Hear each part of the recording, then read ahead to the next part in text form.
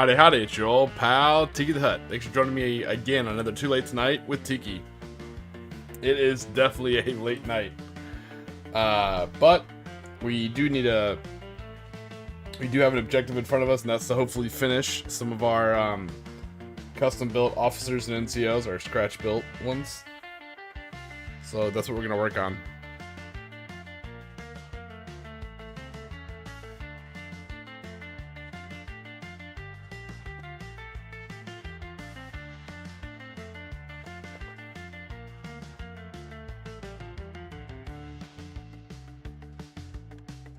So that's what we'll probably be working on. All right. So like I said, we last left off working on our mortarman we had built, our light mortar. I went ahead and painted the base. I haven't put the tufts of grass on yet, but I did go ahead and paint the base so we can kind of see how this guy pops just a little bit more.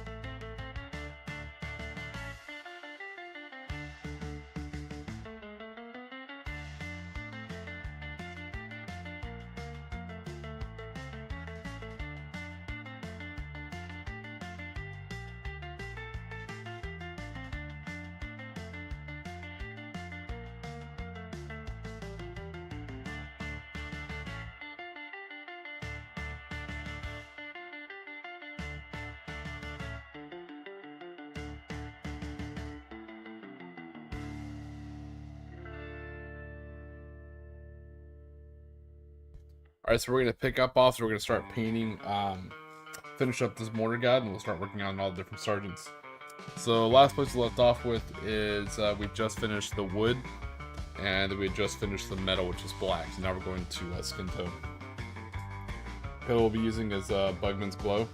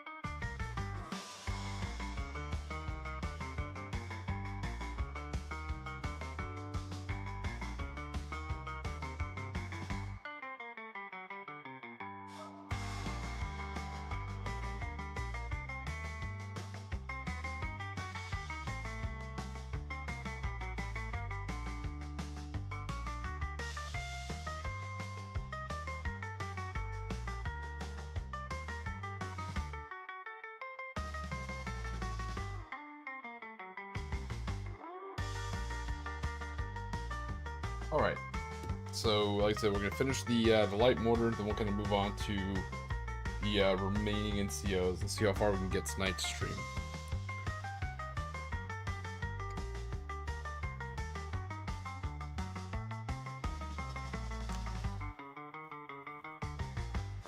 Did have someone actually subscribe last night, I think as soon as we logged off, so let's see who it is.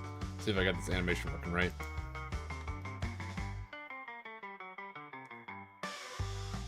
Alright, let's see if that worked.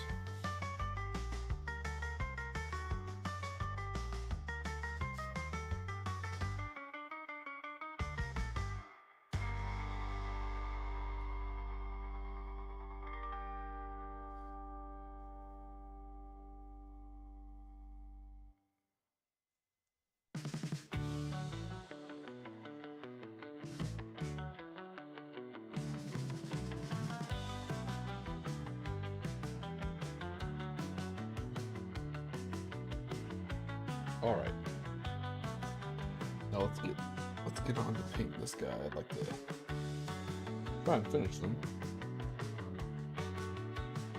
Okay, what's left? There's actually some spots the spray paint didn't get, so I got to go back and fill in that some Dari dust.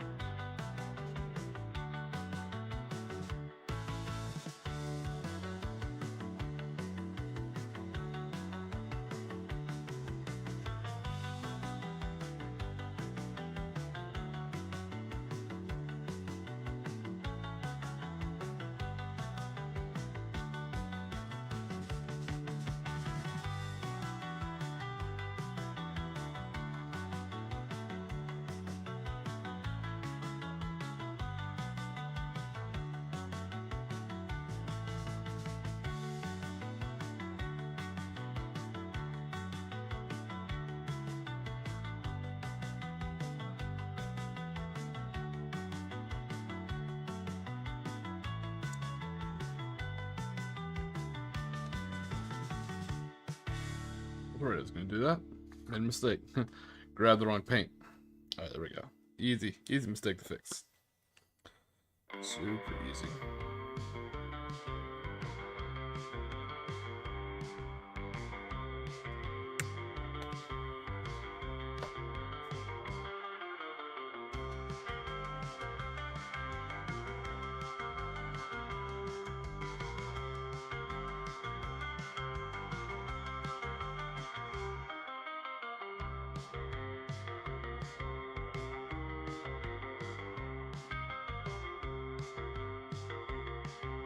Alright.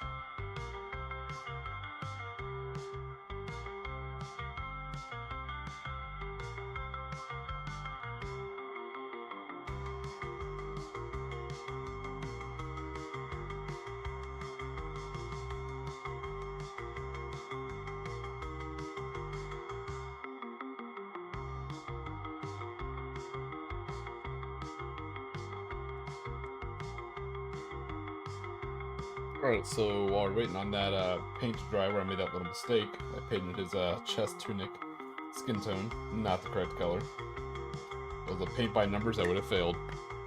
So what we're going to do is just start batch painting.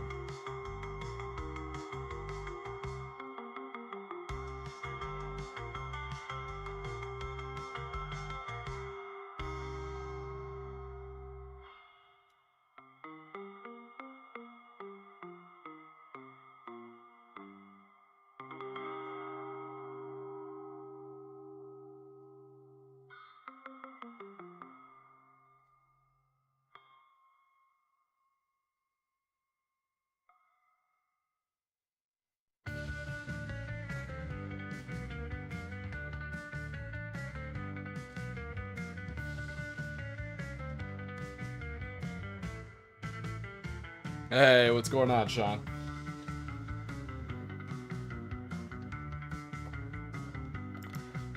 I am fatigued as all get out. I am barely upright. It was a long day at work for me, so I'm looking forward to just kind of zoning out, chatting, and just enjoying the paint.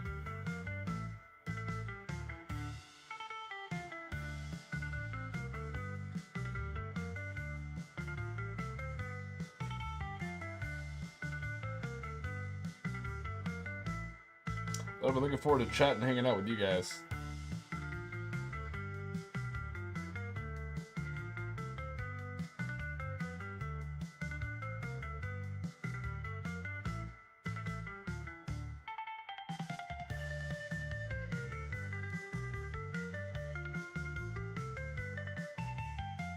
Hey, what's going on, Squidfist? Glad you can make it, brother. I know you were sad you didn't make it the other night. Welcome to it, man.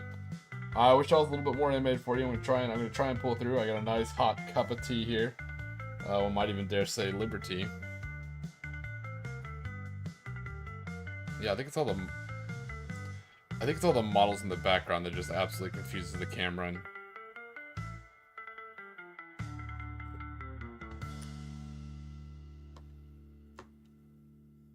so I went ahead and finished the basing on our officer.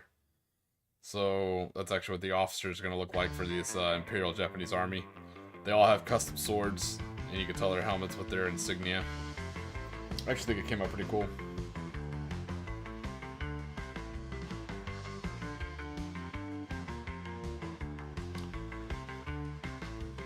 I took a look at the store. I'm gonna fix those shirts tomorrow. I actually have a day off, so I should be doing the time to fix the shirts and stuff like that. It'll be pretty exciting. Today I updated the amount. We're up to 16 bucks generated for the tournament. But more importantly, I actually worked on some animation inputs for the stream for the overlay. So now when people subscribe, it actually kind of like pops up on screen. So I'm pretty excited about that.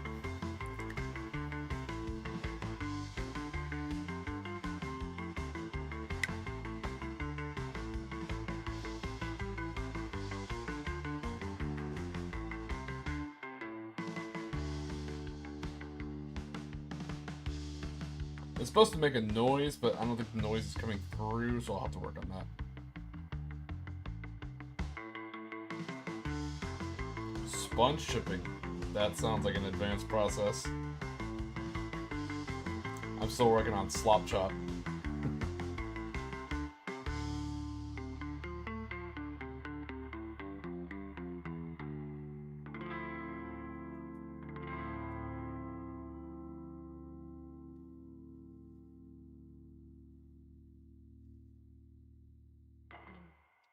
Hey, yeah, so I took a look at it, and I think those shirts are just out of order.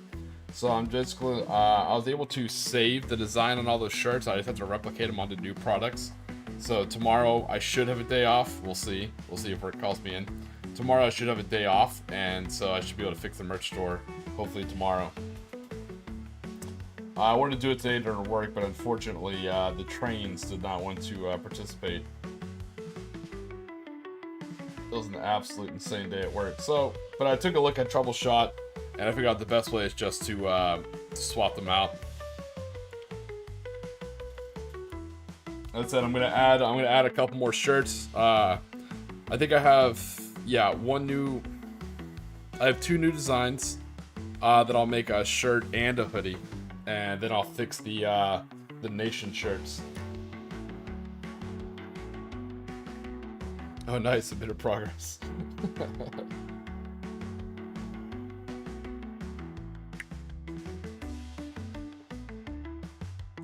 I did fix an animation. Hold on, let's see if it works. Alright, guys, so I did it earlier in the stream.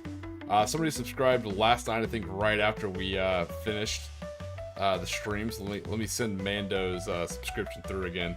It should pop up on stream. Let me know if you guys hear a sound, because I don't hear a sound with it, so...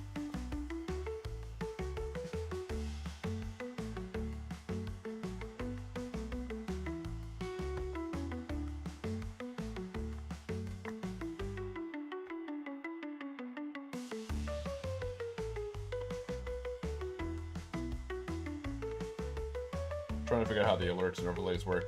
It's all self-taught.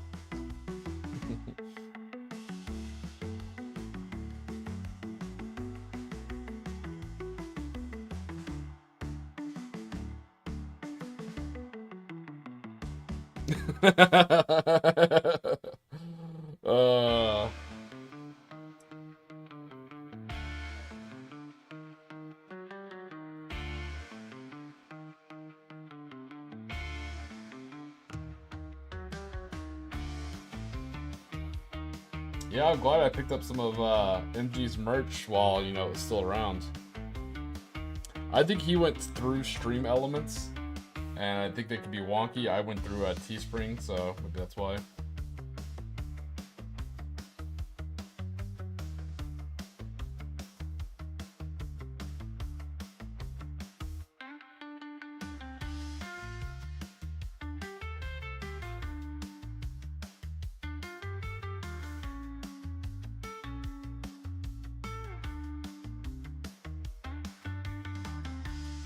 Yeah, right now we're batch painting. Flying through it. I was showing them Medlark, and I based the officer just to see how he'd turn out. You know, getting rid of that tan on the bottom, and yeah, he turned out well. Very ostentatious, but you know, he is an officer. Actually, I like how it turned out.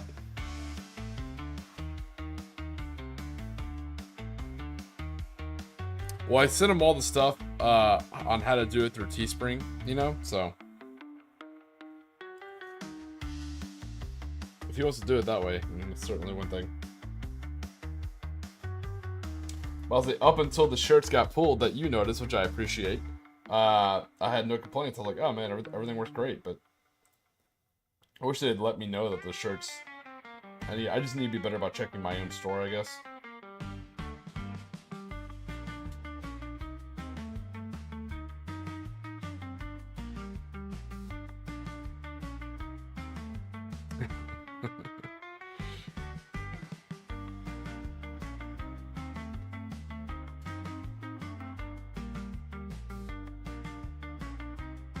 Well, that's why I like Teespring. It doesn't cost me anything, and you're able to set the price on the shirt, and it lets you know like how much quote-unquote profit you get. I just set mine as low as I can, where it still generates $1 in profit. So.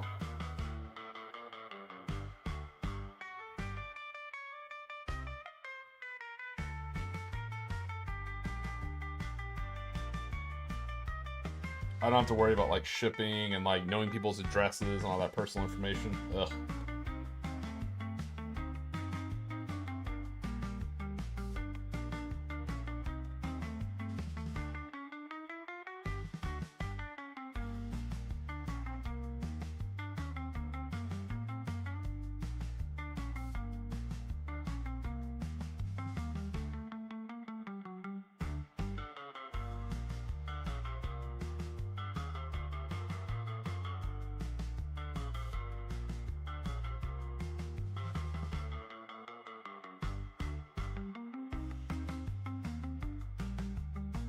Yeah, right?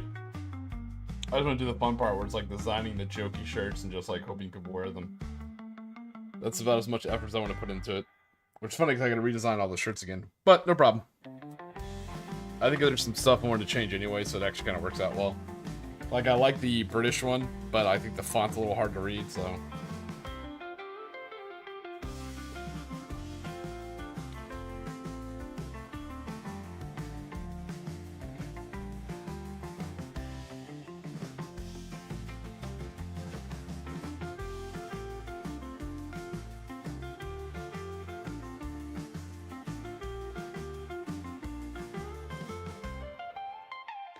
Oh, right. Oh, yeah. Batch painting. That feels much more familiar. Oh, yeah. That's nice.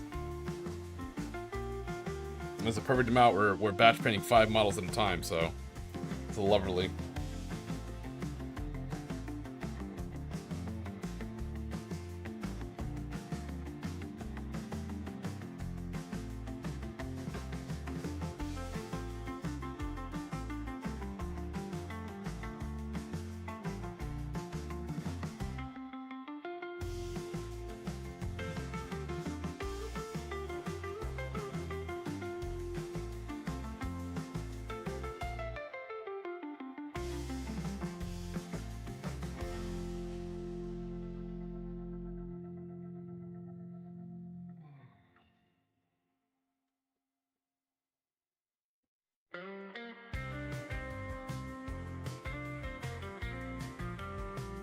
Alright, let me fix that small mistake I made on the mortar guy. So what's everybody else up to? I know Sean's doing some sponge chipping. Oh, hey, Mad Larkin, how'd your practice game go, buddy?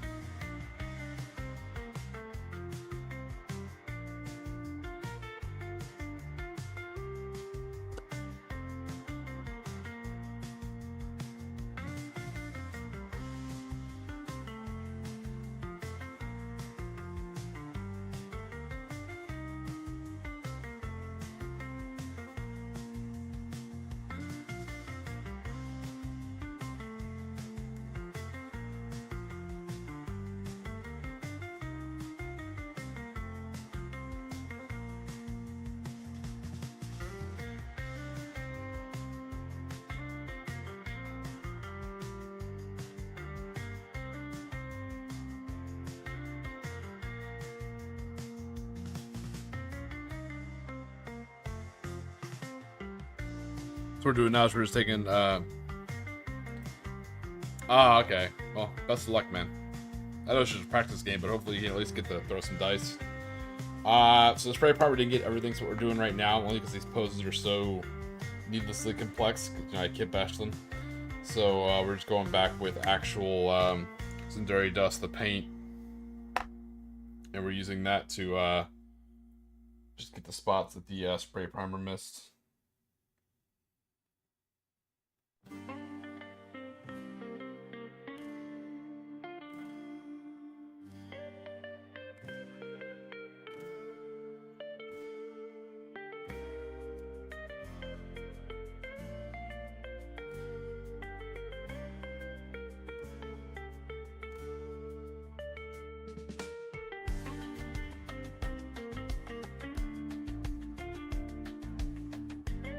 It can be easy and fun learning new things.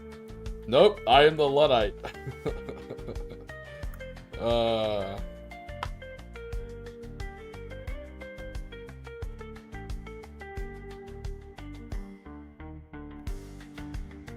think I'm painting the exact same way since I started with Battlefield Gothic, like almost 20 years ago.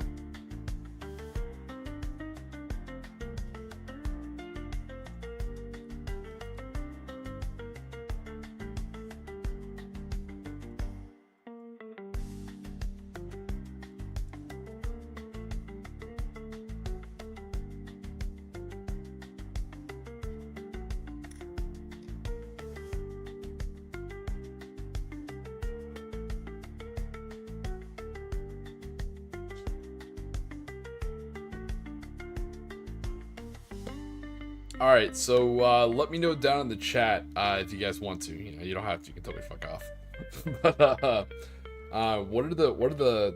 what's the biggest, I guess, like red flag if you're walking into this place, someone random, let's say it's not a tournament event, but someone's like, hey, you're either at the gaming store and the other guy canceled, or you're showing up just to play some guy you haven't played before. Like, what are the red flags that when you see, it's probably not going to be a good tabletop game? Could be 40k, could be bolt action, could be whatever. Like, what are the red flags that people do where you're just like, ah, shit, this may not be fun?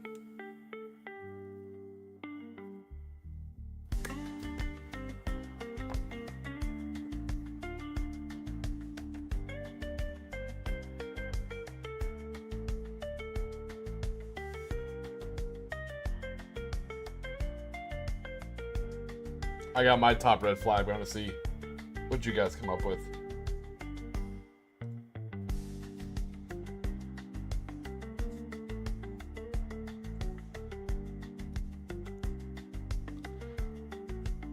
Hey, what's going on, Peyton Games? It's actually a very small team. It's just a 750 point list, so it's just 30 infantry, 2 light mortar teams, so that's 6 people there, 2 lunge mines, and 3 officers. Or an officer and 2 NCOs. It's actually a pretty small force, and a truck and a tankette. Unpainted toys and potato quality terrain. They play Tau. I knew it.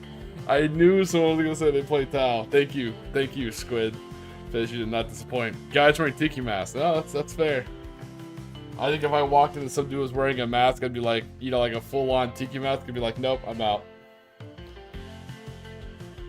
If I walked in, someone's wearing a Tiki mask, it reminds me of like that King of the Hill episode where it's like, hey, we're looking for the cult. We're not a cult. We're actually a commune that believes in, yep, this is it.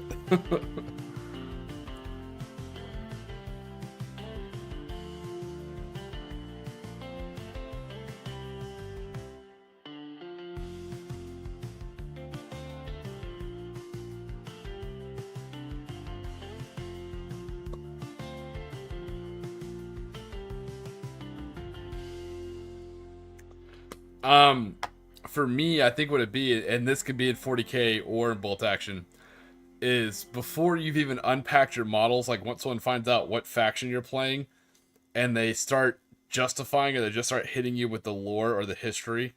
Now, I'm not saying like excitingly, like, oh, hey, that's a cool faction. Just like, oh, like the stereotypical example. It's kind of a straw man, but bear with me here. It's like going up against a Custodes player. It's like, well, actually, the Custodes are the strongest faction. You know, one Custode can hold off, you know, 100 guardsmen. So, you know, no matter what happens on the tabletop, you know, in the lore, Custodians would win. It's that kind of stuff. Oh, not shaking hands. That's a good one.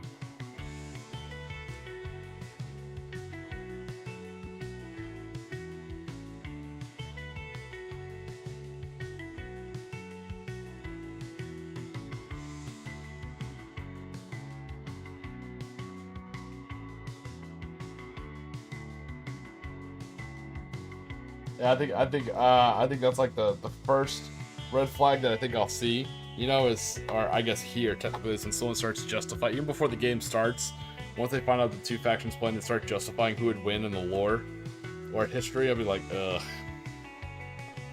it's gonna be one of those.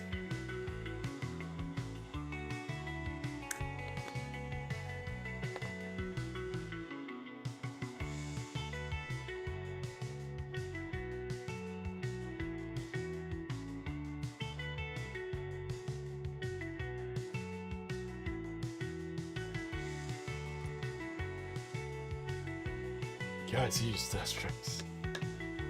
I have never seen a Death Strike used on the tabletop. I only played it for like 2 or 3 years, but never saw one used, not even in an Apocalypse game.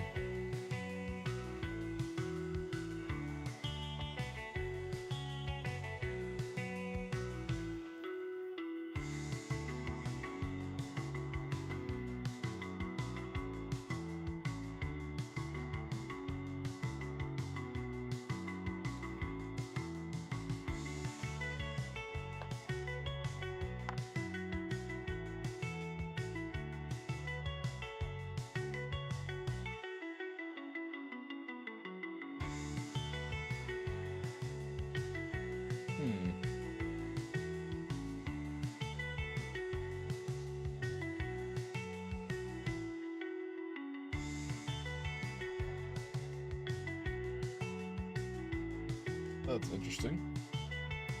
Ah, here it is, right in front of my face. Okay, cool. I was looking for one I paint. I was like, where's my Death Guard green? I was like looking to my left, looking to my right, like, where did that paint pod go? And it's right in front of me.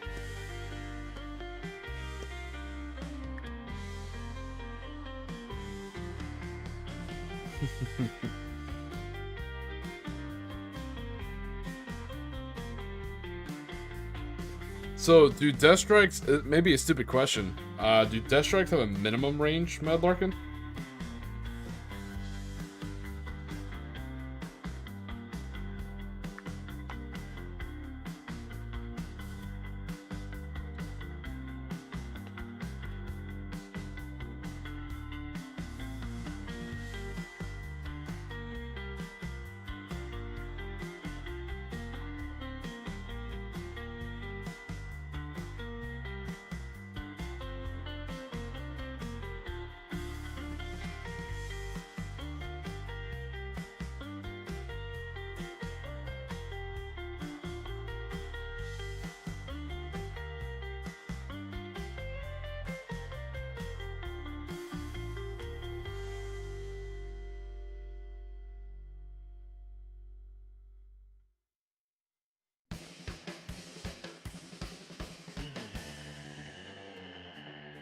That's insane. Okay.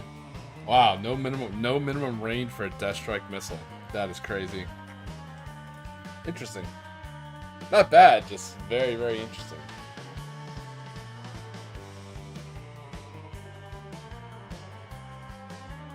Yeah, I found my old Warhammer 40k rulebook and Gene Stealer book. I think it's from 9th edition, I want to say. The art still looks good.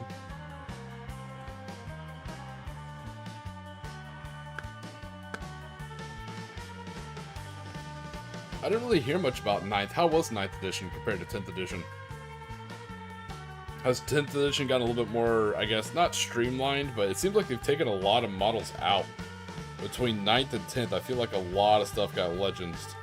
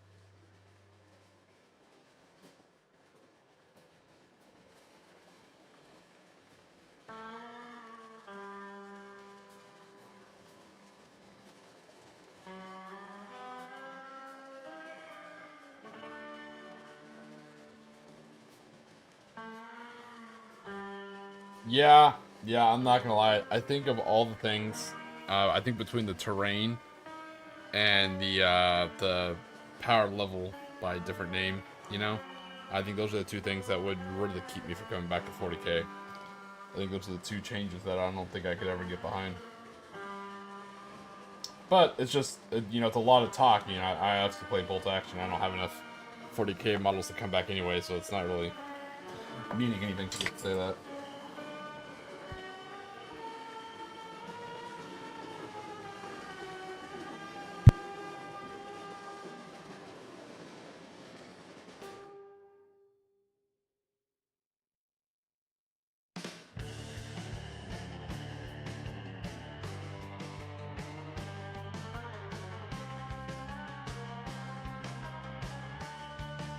Sorry about that, I dropped my brush.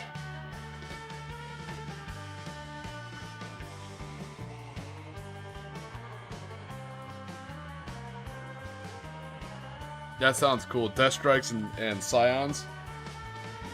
Thematically, it sounds like a really cool looking list. Like an absolute, like, surgical strike, you know? Or like a Knight or Titan killing list. Like when something absolutely needs to die, send in the Scions backed by Death Strikes. That was really cool.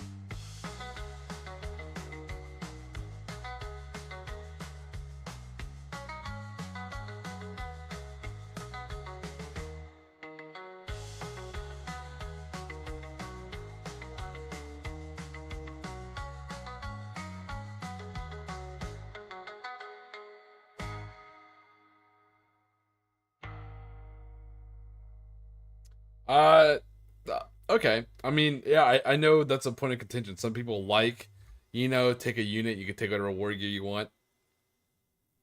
Some people like the point cost, where it's like, oh man, I need a 500 point list, but I'm stuck here at 490 points. How can I use these last 10 points? Can I afford to give all my leaders a different kind of weapon? Oh, it's 2 points for this. I don't know. Some people like that, some people don't. I'm definitely in the camp where I like that kind of stuff. I like the list building aspect.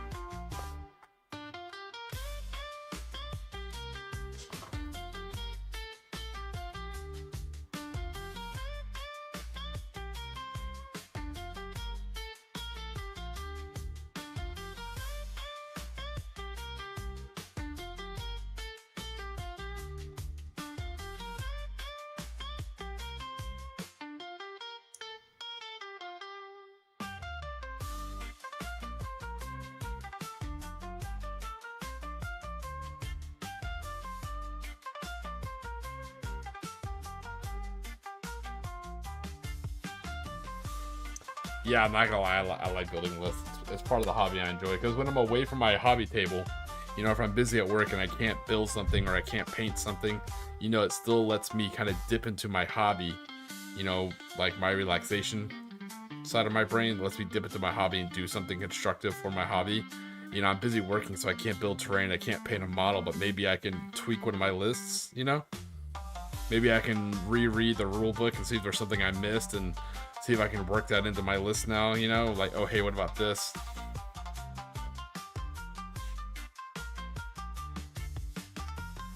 Yeah, I think you're right. I think there's no correct answer. I think it's just a preference.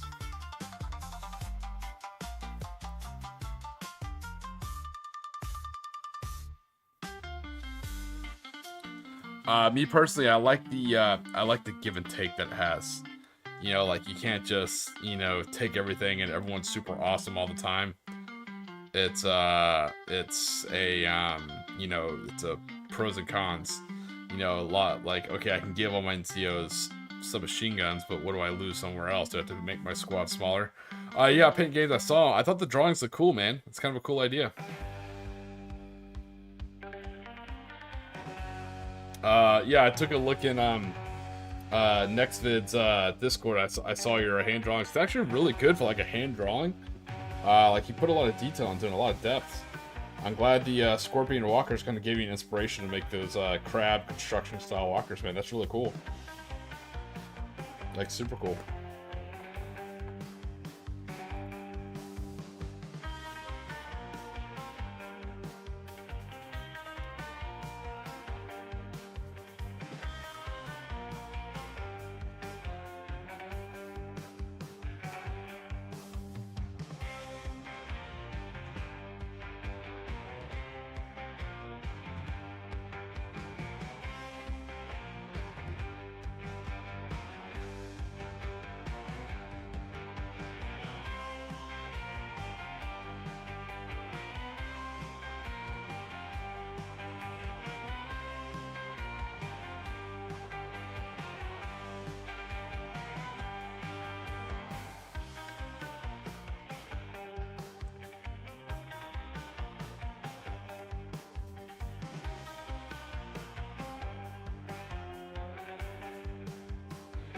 That's a fair point, Sean. I could see that. Like I said, I think it all just comes down to preference.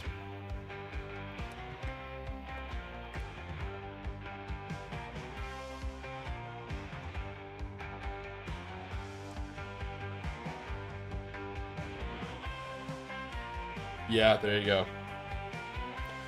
I have an old world army. I just need to finish building it. It's just known in my area plays. I'd love to do some rank and flank play, but Lord knows I'm busy enough, Barely get enough games of bolt action in my schedule. Probably do a video with Brian from Weird War, and I struggled to find the time.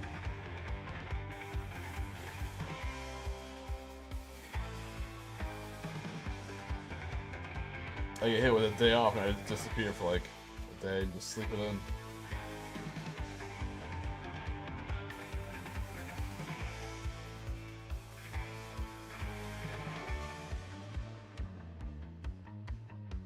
But I think it's important to make the time for the hobby. You know, I mean, obviously I'm probably preaching to the choir. You guys have been doing this longer than I have, likely, but it's just one of those like ritual things. It's important to. It's like going to the gym or like cleaning a firearm. It's got a ritualistic thing to it.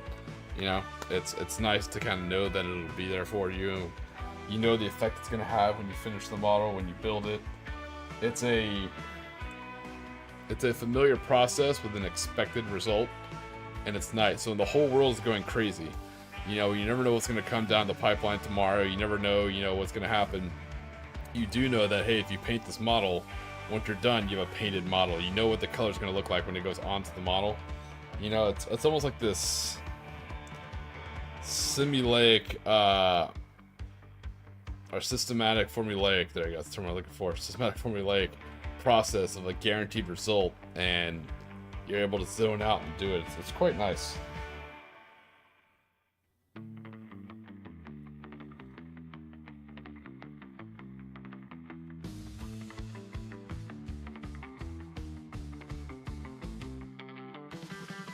Nice. Well, yeah. Let me know what you think. Painting games. It's almost more like a an audio drama, kind of like an old radio show. You know. I'm actually working on the legit bat rep behind the scenes here, but I have another game, painting games, on the 30th. It's a much bigger game. That one was a 500 point. The one I'll be playing on the 30th will be a 1500 point. But it'll be bolt action, not conflict 47. And those are the models we're getting ready right now.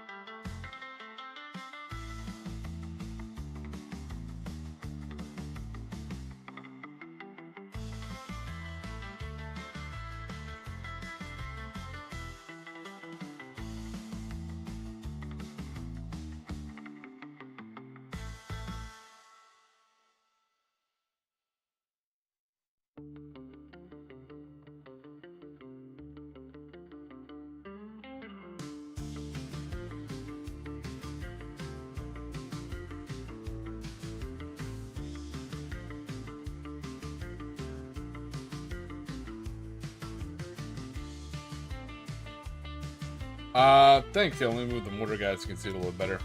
Yeah, I just went on Etsy and got a truck, a Japanese style Type 94 Isuzu truck, and got a Type 98 AA gun, and then took the AA gun, cut the back legs off, glued it into the bed, and bada bing bada boom, there's your AA truck. Hey, what's going on, Commander?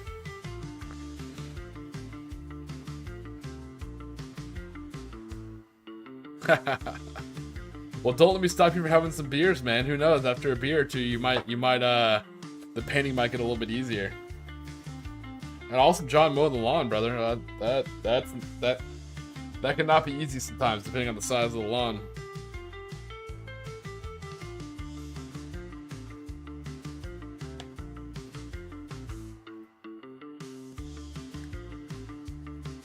But yeah, Commander, man, welcome to Tiki time, brother.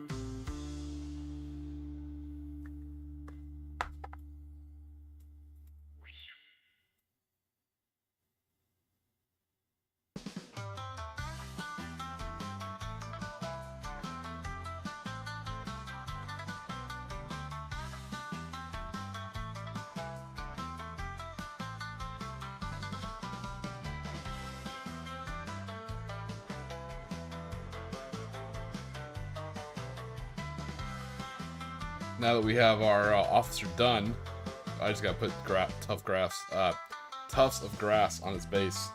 Now we're just kind of batch painting the light mortarmen and the NCOs.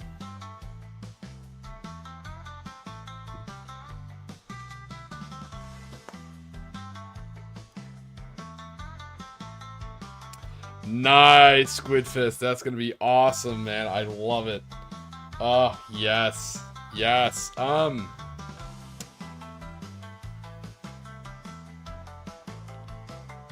For me, it is currently 02:49. So that'd be 2:49 in the morning. But as far as like to learn technicals, I had something for this. Somebody makes a really cool truck. Like the Genester trucks are like too big. But what models are you gonna I guess, how do I phrase this? Sorry, Squid. What model profile are you using for the technicals? Are they like count as chimeras or?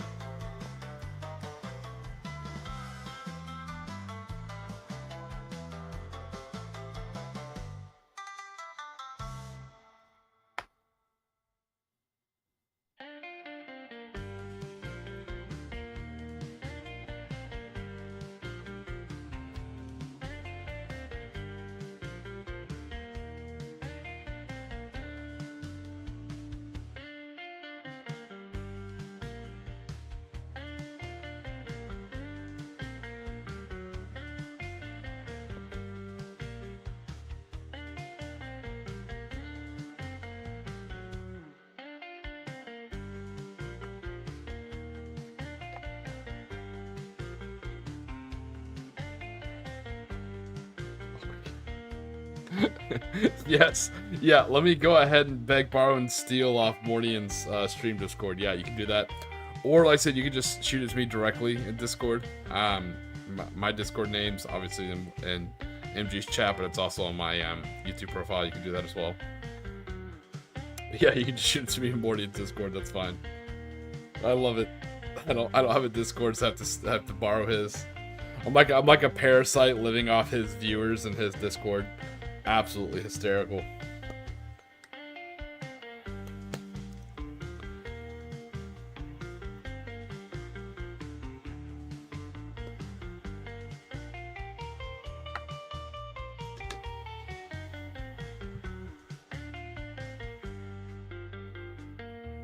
Six hours ahead. Oof, man.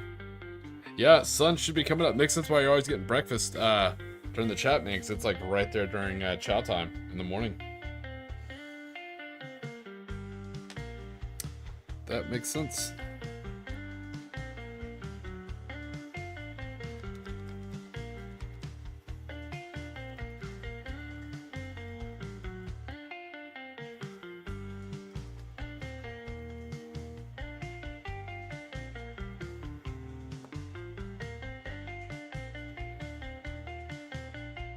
Tiki the Tick. Oh. How delightfully off-putting.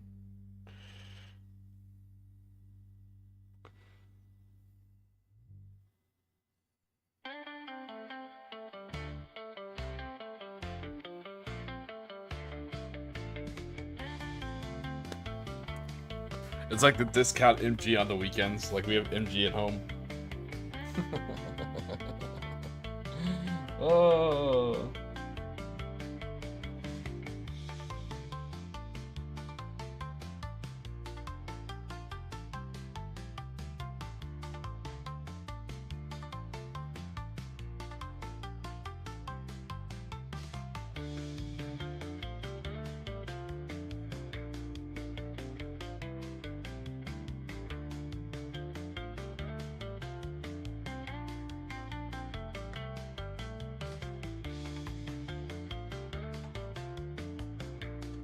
Wow, that's crazy.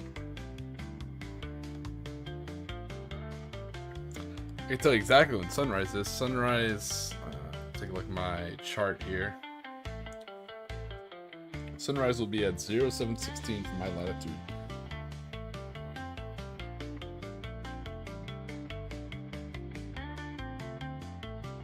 Yeah, right? How very penal legion to like borrow something and use it. Co-op someone else's infrastructure. That is very penal legion.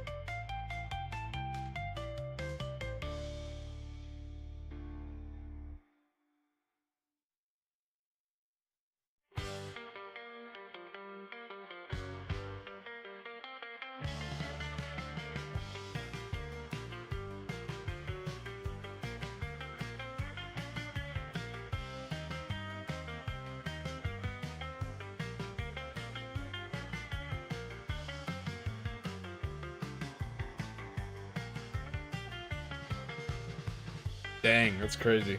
Oh, that's right. Yeah, I know where you are, Squid. That's right. Felt like I was just there like a couple months ago, but I think it was almost a year ago. I mean, different island, of course. I don't think I was on your island.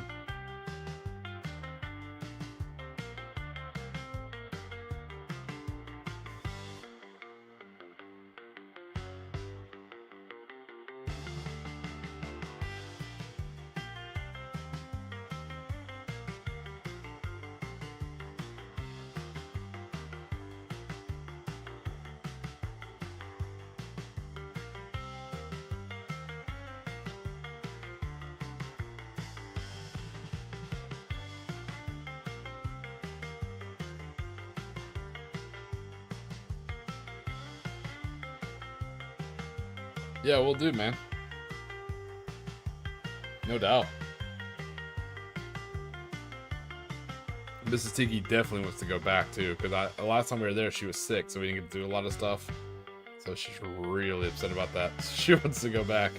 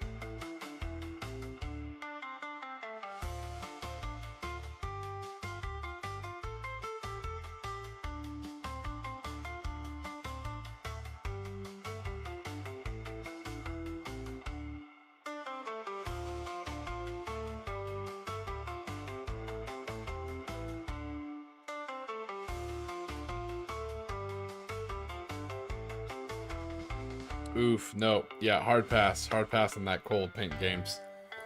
Yeah, 55 is way too cold. I'm with Squid on that. Yeah, we had like a little cold front blow in, and it was like, if I can't go outside in flip-flops and shorts, it's too cold.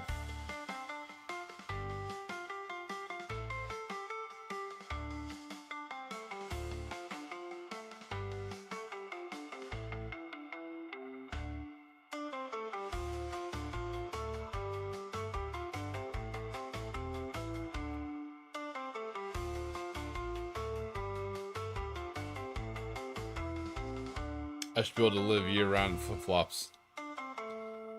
Yeah, that's so true. Because once you get that first shiver in, once that first shiver hits you, you're done. You'll shiver the whole time until you get warm.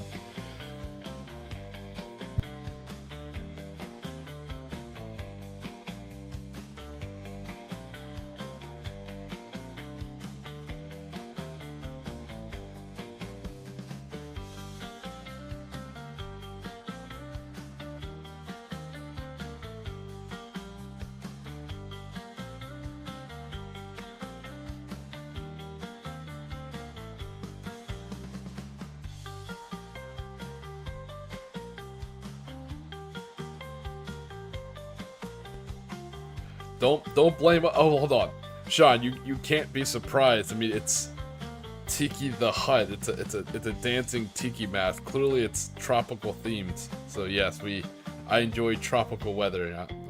Hopefully, you can't be too shocked by that one.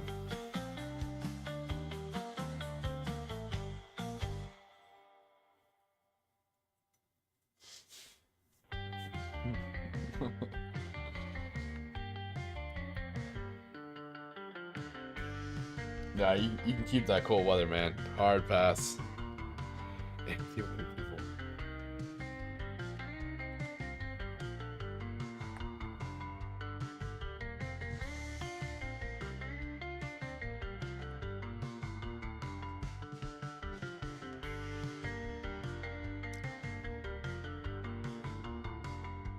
Sean, I think you're just contrarian on purpose. You're like, Oh, you guys talking about the manual transmissions? Automatic. You know, oh, you guys talking about points costs, you know? No granular points. You guys talking about tropical normal weather? Oh, no. Blizzards. Oh, I love it.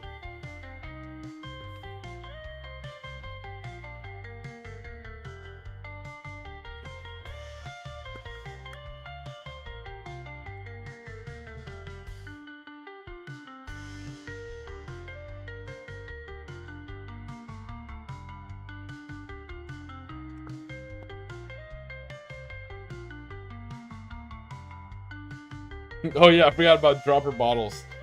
Dropper bottles and paint pots. There's just no end with them. You can't get through to the man. Sorry, I know it's a little harder to see when I have the light that bright, but I mean my aging old eyes are squinting and they desperately need the light.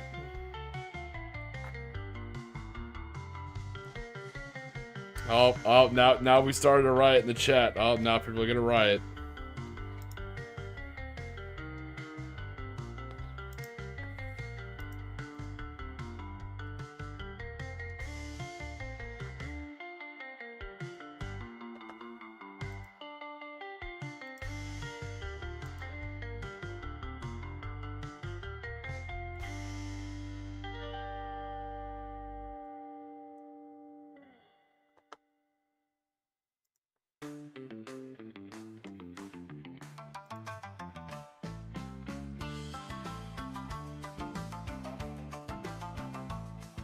So, it's funny you mentioned that. Mrs. Tiki is actually from a very cold climate. And that was the hardest thing about teaching or living here in, Florida, is that you can't leave things out, everything has to be refrigerated. Like, there's just normal items, just like, oh yeah, you can just leave it out, that's fine. I'm like, no, that'll go bad in like a couple hours. Like, it's a very interesting shift.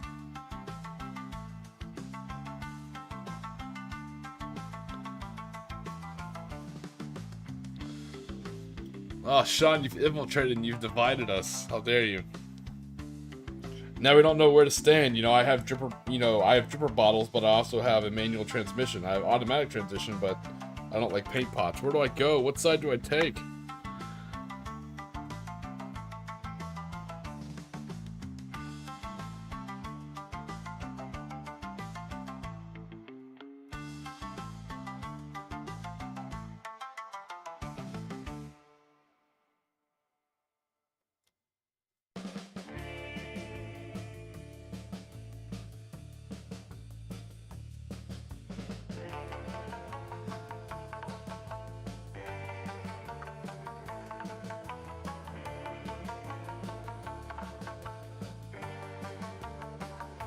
Yeah, so I was getting some terrain ready. I was digging through my my Carnivale stuff. I was right next to my Warhammer 40k stuff I put away. I really wanted to get into Genestealer Cult. Like, I'd read all the novels, all the lore. They had a cool codex. For the Crusade game, it was so cool. You got to pick a planet. And with the rules for the Genestealer Cult, you got to basically create your own cult, and you picked like a certain... It's kind of like picking a regiment back in like 7th and 8th for Imperial Guard. It's the same thing for GSC. You got to like pick a cult, and they gave you certain bonuses. It was like the coolest thing ever. I was like, man, this is awesome. I don't know if that's still an option. I feel like it's not. I feel like everything's gotten a lot more streamlined.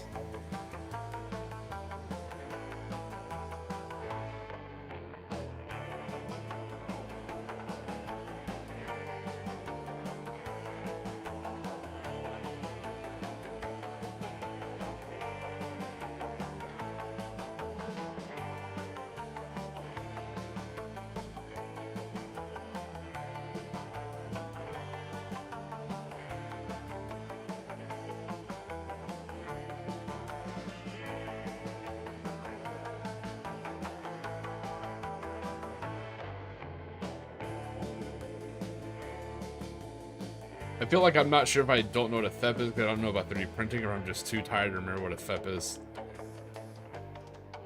Oh, yeah, there it is. 3D printing silliness. That's what I thought.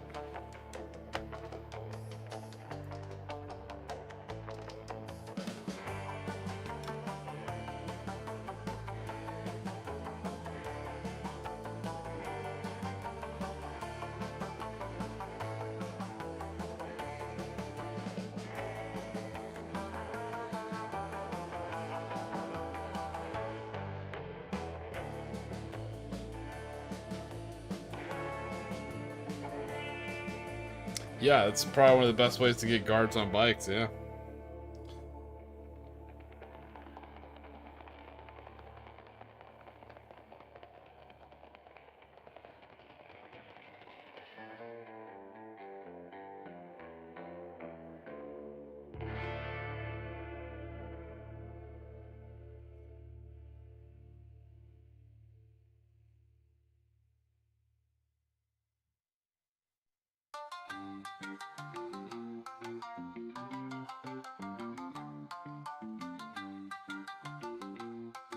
I would love if Imperial Japanese and Bolt Action got motorcycle units when we get our book in 2026. For fuck's sake. God, it's so far away. I mean, they can't bitch too much. One faction has to be last. I'm surprised it's the mainline faction, you know?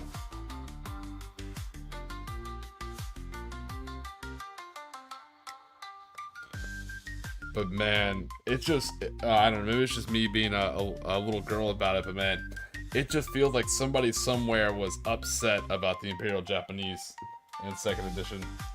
They just got the short end of the stick repeatedly. I saw on Reddit, there's a post, someone's like, hey, for the SS unit, they should be able to take Fanatic on all models, you know, and everyone else is like, no, like Germans already got enough. Like, that's the only good rule that the Imperial Japanese have. Like, oh, well, you know, they deserve it more, you know, based on history. And I'm like, ah, shit, here we go, another based on history thing.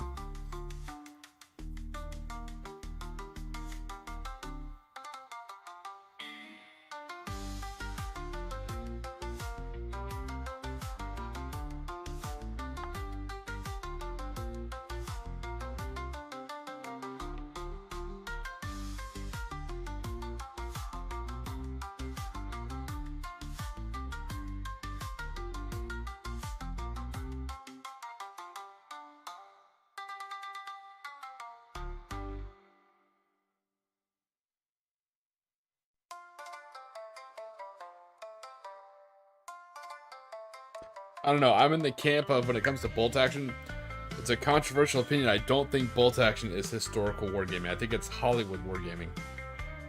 It's like the Hollywood World War II movies. That's always what I've thought. I know some people disagree. And that's perfectly okay.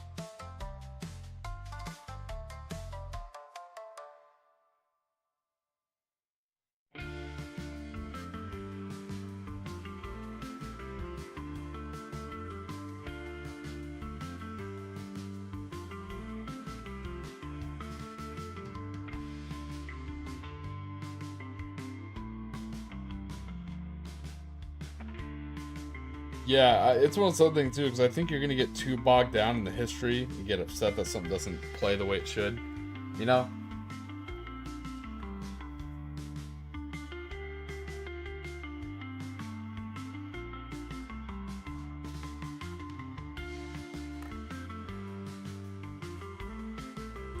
I mean, to the point, I mean, I always thought it was well understood. They literally had Dad's armies, for those of you across the pond.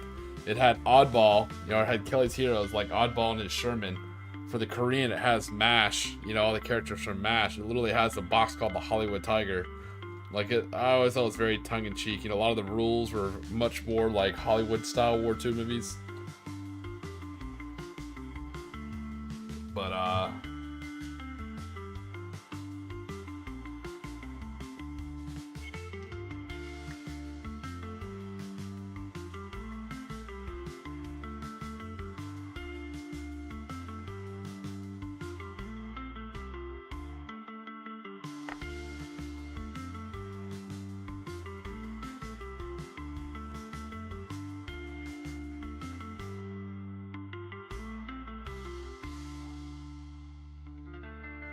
I think it can be used for that. I think you can use the bones of bolt action and play a really good historical game.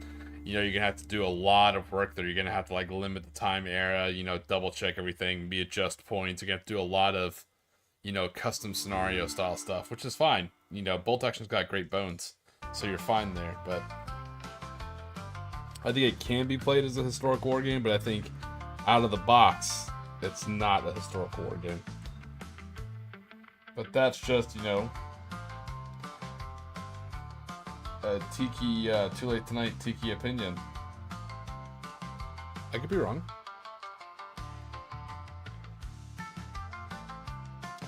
That's kind of accurate. You got like Meryl's Marauders hanging out with the chin dents. I mean, maybe that happened. How many donkeys do you have?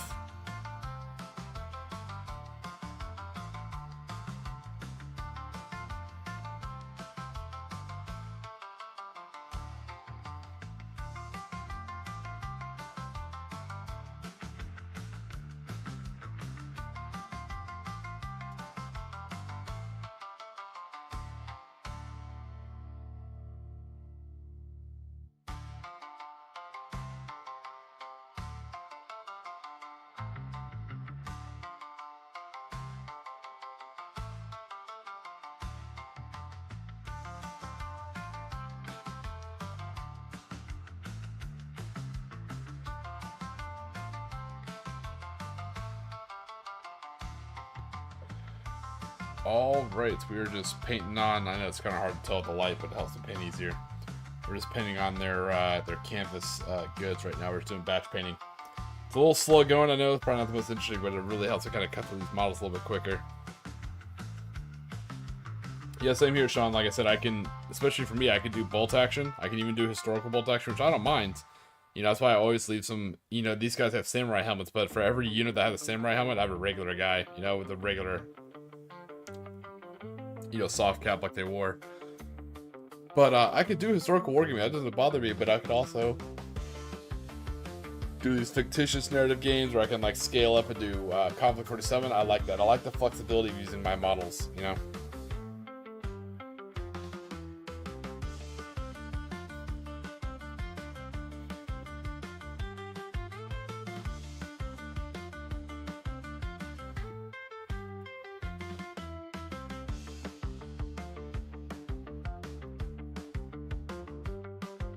I agree with you, Sean.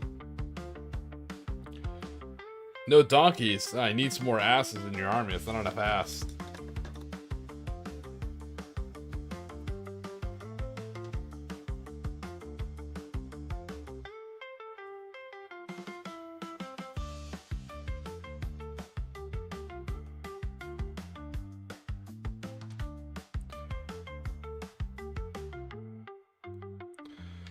All right, I will check.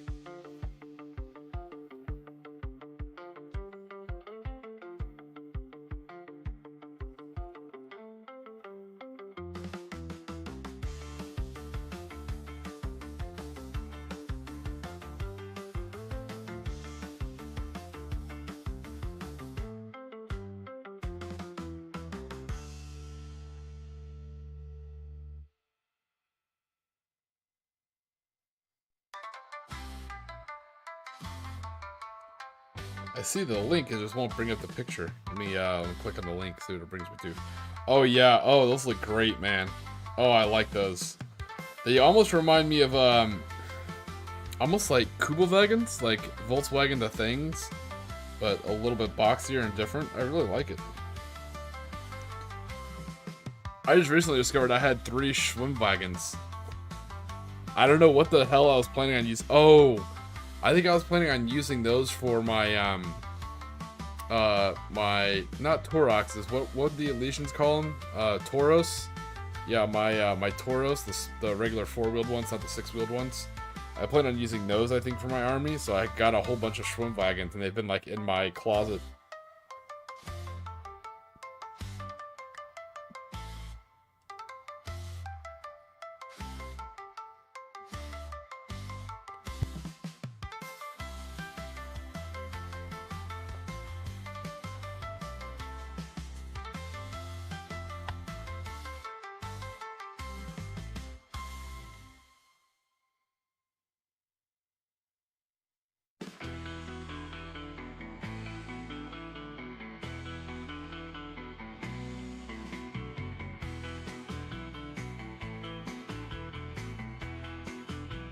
Yep, nice.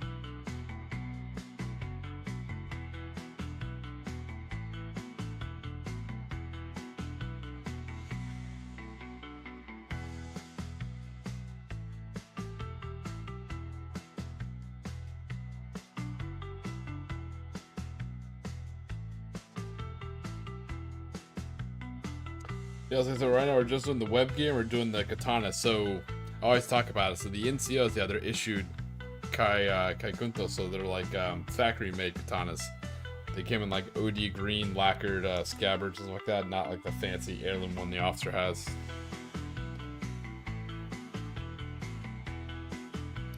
You know what? I think that's a good idea. I would never have thought of that in a million years. But yeah, I think running them as a heavy weapons team would be cool. Like, here's something kind of fun. Here, I'll show you. So I have 3 surfboards.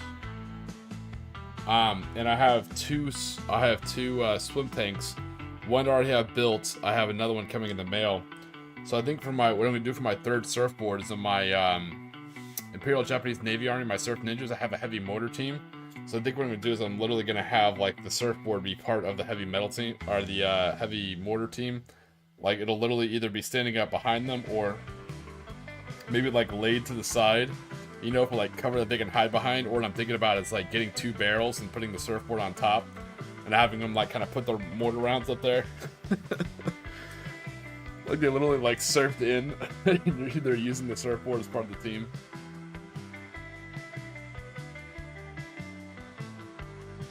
I think I'm gonna put it like standing in the sand behind them, you know, like behind the water team.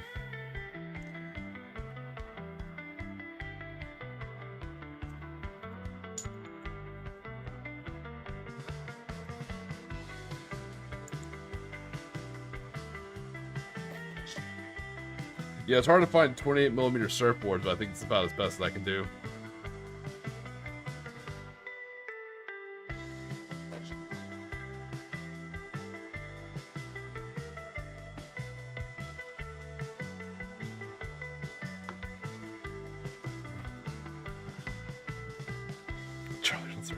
So, heads up, that'll probably be the next song coming out, like the next, I guess, story in the Tiki Tears, at least was told through music. It's probably something like Ivan Don't Surf. It's probably going to be a song about, like, repelling a Soviet invasion on the island, so kind of tossing around ideas for that, too. I do a lot of creative stuff behind the scenes, a lot of writing stuff down, and, you know, just getting to it when I can.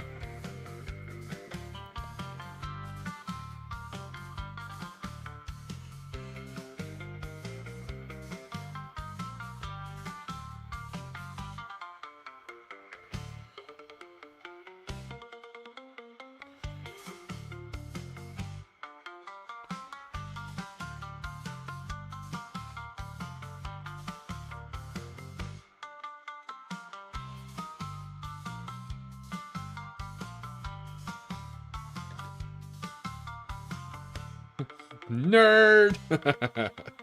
Yeah, very much so. But I know I'm a nerd. I'm married to a fellow nerd. I've happily been a nerd for I've been a full out in the open nerd since, I want to say since like my 1st or 2nd year of marriage. So for like 10 years now, so it doesn't bother me anymore.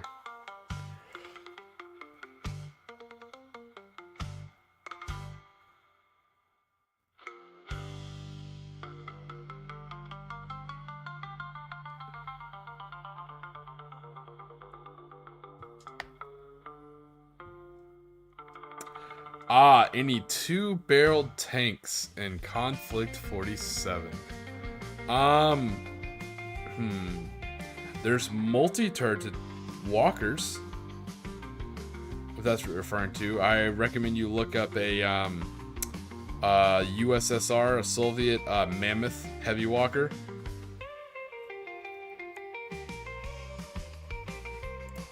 You know, Commander, I had my suspicions. You're hanging out at, like, you know, 3:20 a.m. my Eastern time, watching some guy paint some World War II figures, talking about nerdy shit.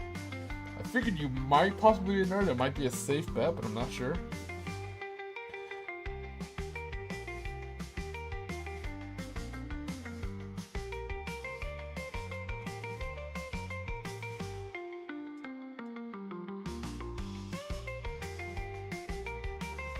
Yep, that's exactly what it is, Squid Fist.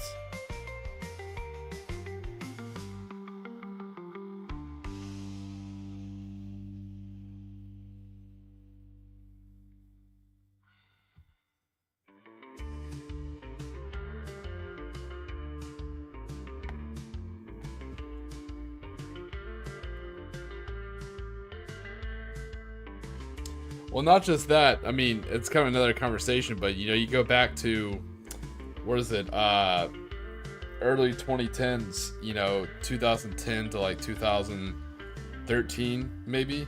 You know, that was the era of, you know, the rise in the popularity of the Marvel movies and Big Bang Theory, and you know, in a couple years after that, you had Critical Role. So it was like an explosion into like nerdism. It became cool to be a nerd again, if that makes sense. They made it like a lifestyle.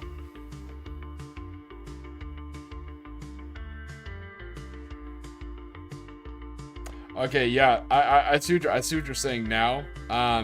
Painting games, not off the top of my head that I can think of. Nope. The only thing I can think of is the Imperial Japanese do have a twin-barreled AA gun, but you can't even put that on a truck. So unfortunately, I don't think so. Painting games, but definitely something to look at. I think you're thinking kind of like a Lehman Russ, like what's the twin autocannon version? Larkin or one of the other guys. Exterminator? I want to say a Lehman Russ Exterminator is the twin autocannon. Hey, what's going on, Francois?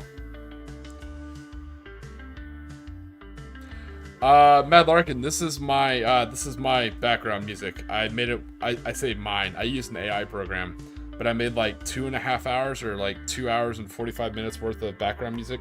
I'm gonna make more, so that way it doesn't like loop as much. But yeah, I made my own background music. That way I can't get copyright struck.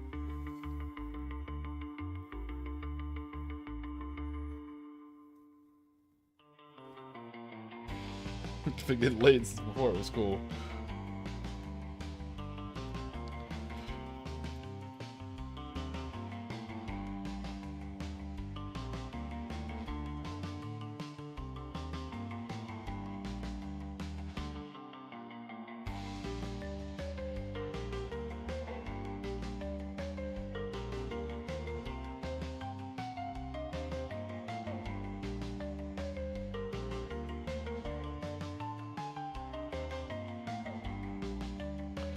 Thanks. Yeah, it's available. It's on the YouTube. It's on my YouTube channel.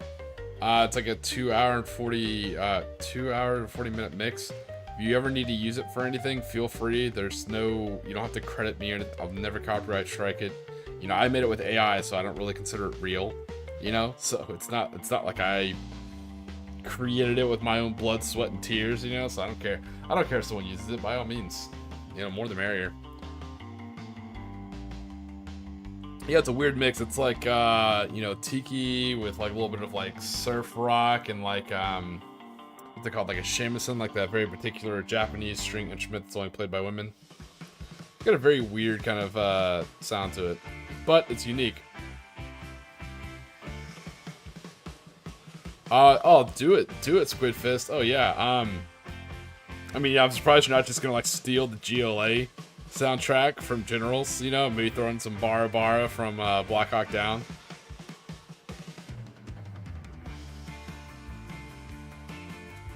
I got a really good playlist from a CD I got when I was in Turkey. It's some really good Turkish music.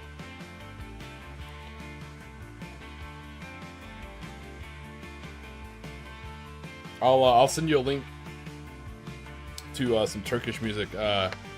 Squid Fist. It's actually pretty decent. Something to listen to while you paint or work on your models if you want.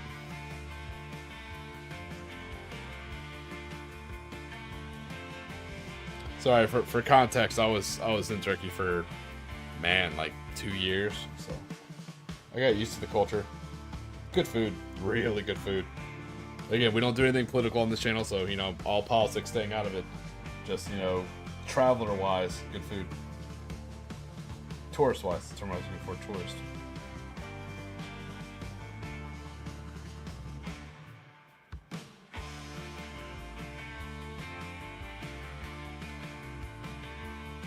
I was trying to get the... Oh yeah, dude, Bara Bara, man, that song slaps. I cannot count how many times as Op 4 I think I almost blew the speakers out of my Jeep, because we always use my soft top 2-door Jeep as like the Op 4 vehicle. Pretty sure I almost blew the speakers out playing Bara Bara, man.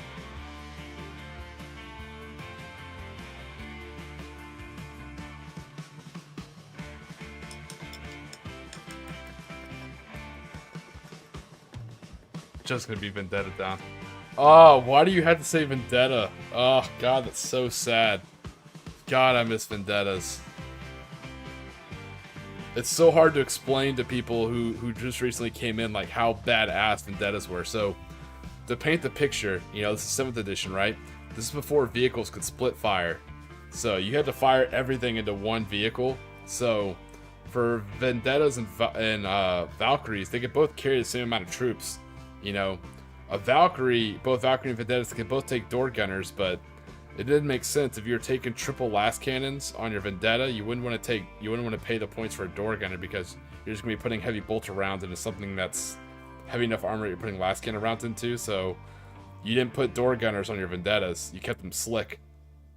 Whereas the Valkyries, you know, those were your anti-personnel flyers. So you put multiple rocket pods, the multi-laser on the nose, and you put door gunners on it with heavy bolters, and you just rained piss, man. And that's not even counting when you got the Vulture in with its what was the official name for that? Punisher? Yeah, Punisher cannon. Jesus, those were good days, man.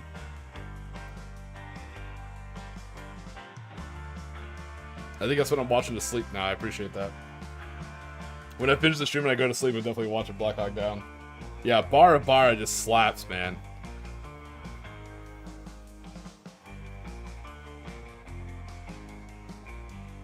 Alright, well, hey, good luck in your game, Painting Games. I appreciate you always swinging by and chatting with us, man. Especially so early in the morning for you. I'm glad you got to hang out during Tiki time, man. I hope you really have fun. And like you said, I hope your opponent shakes your hand, because I know it's important to you. So, you have a good game, man.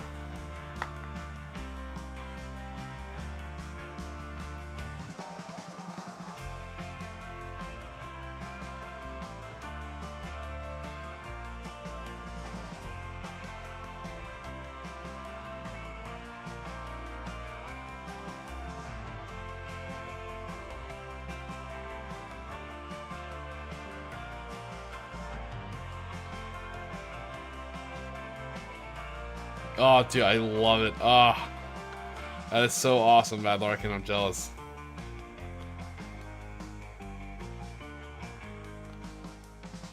The Marauder Destroyer. It's the Marauder Destroyer. Is that legend, or is that still a thing? I always wanted to field one as my Lord of War. I never finished my kit bash of one, but I really wanted to. Like, I saved all my auto cannons from my heavy weapon team sprues just to build that damn Marauder Destroyer. I was so excited to field that thing. If you don't know, the Marauder Destroyer is different from the Marauder Bomber in that it has just a shit ton of auto cannon. I think it's like 6 auto cannons in the nose. The whole point was to literally just strafe ground targets and just absolutely obliterate them.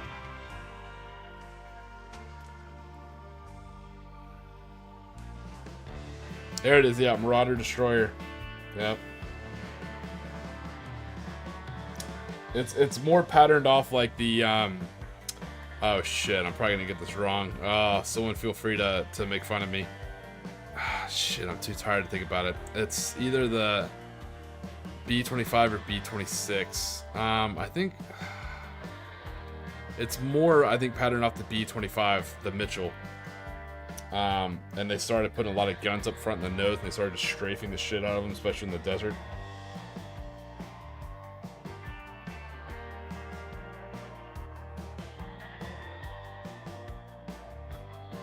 You ever try to remember something and you're so tired, it's almost like a computer. It's like, not enough RAM. Fuck off. Your brain just tells you like, no, I'm not remembering the slight details differences between a B-25 and a B-26.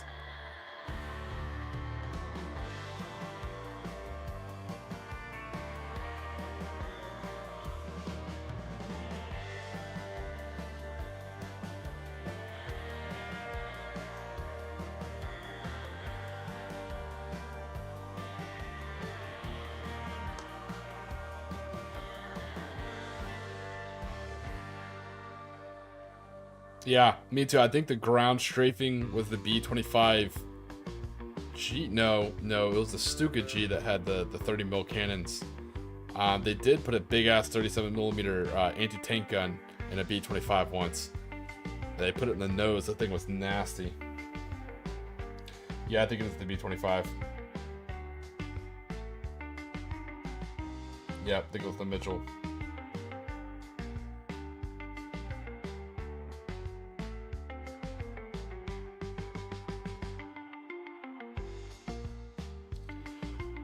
It's also a former president, JFK, and his crew, who was notorious for stealing an Army 37mm anti-tank gun and putting it on their PT boat, too.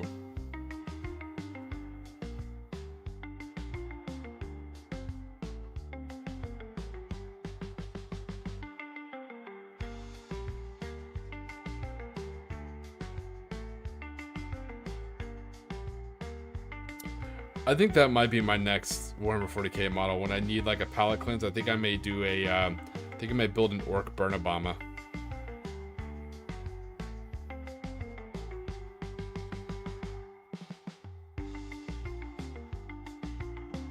I think making an Orc plane will be fun. It'll be a nice palette cleanse from the Imperial Japanese.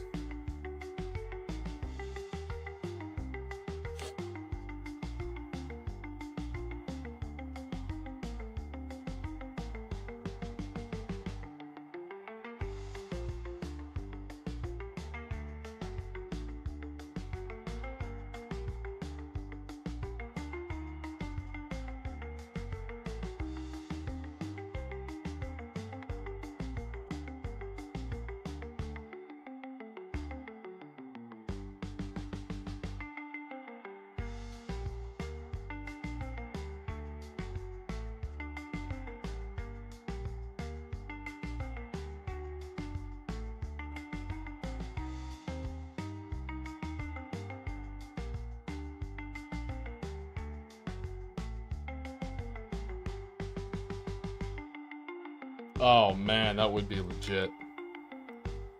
Yeah, oh my god, you know what, Squidfist? Go full Crimson Skies, but they go like a big old, like Zeppelin that's like, that carries all their planes, like Burn Obamas and shit like that. Almost like, my favorite book from, Warhammer 40k, Guns of Tanith.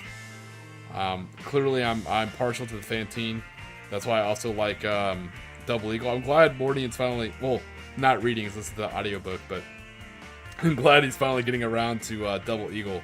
Double Eagle is probably one of the better 40k novels out there, in my opinion. But I'm biased, you know. I like Battlefleet Gothic a lot, so of course I would like Double Eagle. You know, it's Aeronautica Imperialis, but it's really good.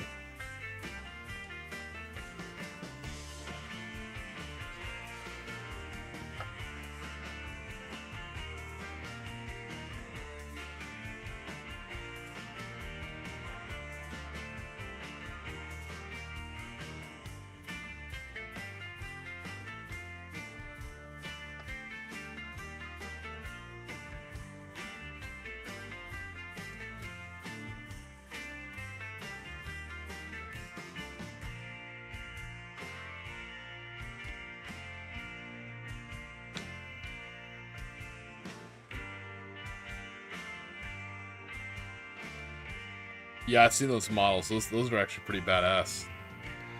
They're not called like Arconauts or something like that. I can't think of the term from Age of Sigmar.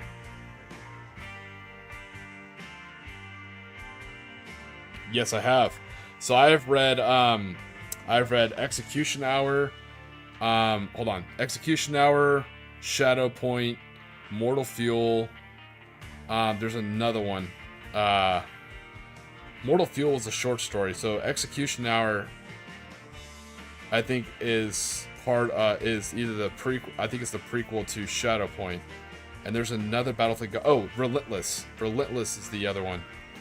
And Mortal Fuel goes with Relentless. So yeah, I've read all quote unquote 3 of the Battlefield Gothic novels. I think that's all 3 of them. Yeah. No, it was shit.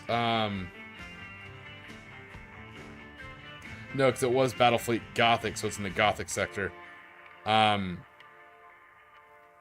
They fought. You guys might know this. Who's the asshole that works for Nurgle? Typhus? Is that the Chaos guy's name? I want to say in Execution Hour and Shadow Point, they're going up against Typhus. It's actually really cool. If you like space combat, it's really, really good. The books now are insane. That's the one thing I don't understand about, Games Workshop is, I guess their books have gone out of print. Like, I remember back in the day, that was the best part about 40K is the books were cheap. The models were expensive, but the books and novels were cheap. You're like, oh cool, I can get into it and read the lore. Nowadays, the models are really expensive and the books are like highway robbery. I used to be able to buy omnibuses on like Amazon for like $30. I could get like 4 or 5 books inside of one omnibus. Like, hell yeah, man, I got a big old thick paperback I could read. Nowadays, you want one book that's quote unquote out of print. It's like $100, $200. It's insane. Absolute insanity.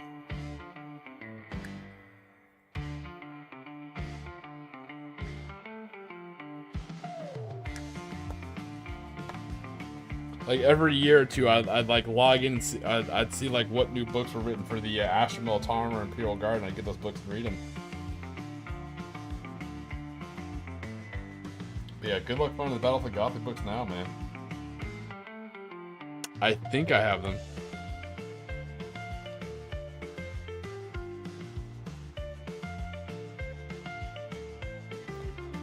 I'm trying to think. I thought that was Relentless that had the Eldar who show up. I want to say it's Relentless, maybe. Because I do remember there's a really cool battle scene. So it follows a couple different people on the ship, and one of them is a kind of like a bosun, basically, or like the Battlefield Gothic version of bosun. And it does like a boarding party where like the ship gets boarded by like Dark Eldar, and they have Eldar, and they have those shuriken pistols. So it's describing like how they're using like these shuriken pistols in the hallway and stuff like that, and how naval armsmen are using shotguns. Oh, dude, it's so cool.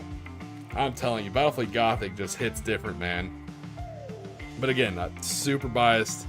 That's where I got my start from. That's what got me into 40K was Battlefield Gothic, so.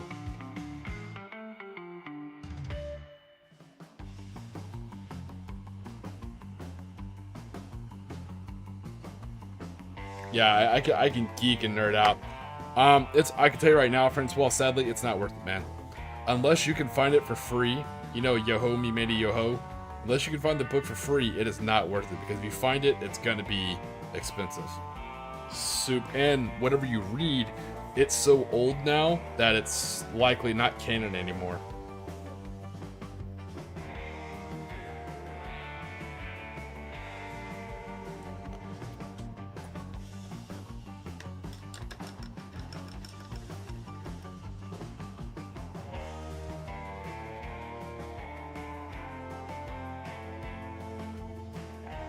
It's a shame, but if you like ship combat, it's good. Right? Yeah. I got my start in naval and Navy actually before I went Air Force. But yeah, man, I remember being in I think junior high. Yeah, I remember being in junior high and reading the first Halo book, The Fall of Reach, and that book's naval space combat was phenomenally well written, and that's actually what got me into Battlefield Gothic. Once I read that book, I wanted to have space battles, and I had to look around, and there's Battlefield Gothic was the only thing around.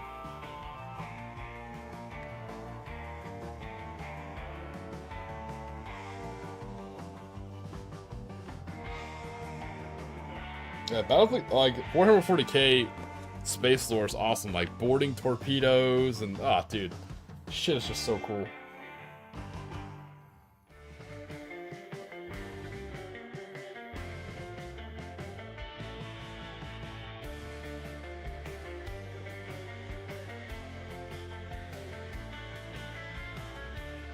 And there's absolutely Gene Stealer cults on like every ship ever. Like the further down into the bowels of the ship you get, that's where the term mortal fuel comes from. It's such hard work on those ships that people literally just die working on the ships. They just literally toss their ass right in the furnace. You know, they're mortal fuel. So you get down like the bowels of the ship, you know, in the engine room. I guarantee you, there's some bald, purple tinted 3-armed motherfuckers out there working. Absolutely, almost like every single ship. There's just too many people on a ship and too much stuff. A fleet commissariat could never keep up with all the stuff on a ship. And that's just like a small like firestorm, you know, like a frigate.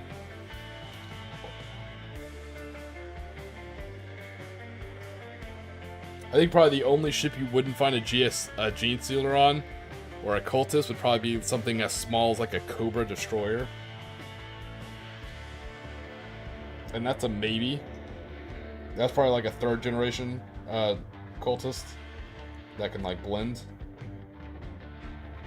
Because you gotta think about it. That's so not getting inappropriate with it, but that's gotta be the ultimate. That's gonna be the 2 ultimate goals for Gene Stealer cult is to get on a ship that way you can spread to another planet, and just, I know we're all adults here, but you know, you probably find the most Gene Stealers working in the traveling brothels, you know, as camp followers for a lot of the Imperial Guard units. You know, you read some of the Gaunt's Ghost books, you know, they have like camp followers, people who, you know, cook, do the laundry, you know, repair, you know, smiths who repair their, you know, straight silver blades and stuff like that. You know, merchants and stuff like that. And of course, you know, ladies of ill repute, or painted ladies as it were. So I guarantee you, those would be the 2 places you'd probably find Gene Stealers, is amongst the painted ladies of the evening, and probably working on, you know, beg, borrowing, and stealing to get on the crew of a void ship. If the black ships even exist.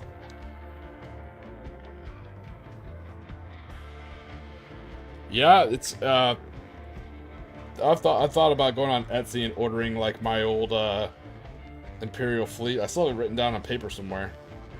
I think I still have my my starter box.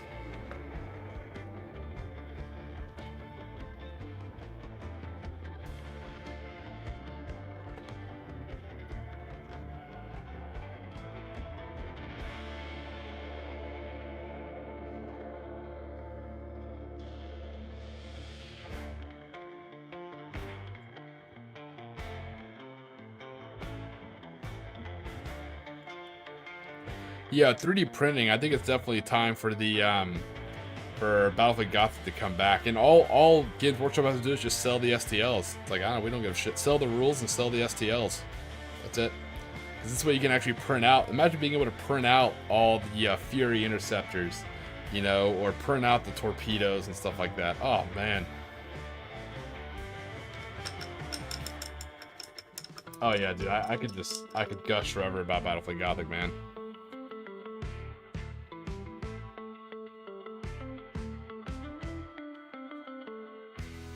And same thing, they already have boarding party or boarding action rules.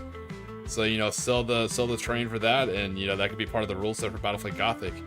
You know, you could actually have like boarding actions, you know, like take over the space station or do this and that, disable this and that. You have like real small little, like, you know, 500 point, almost like kill team style stuff, you know.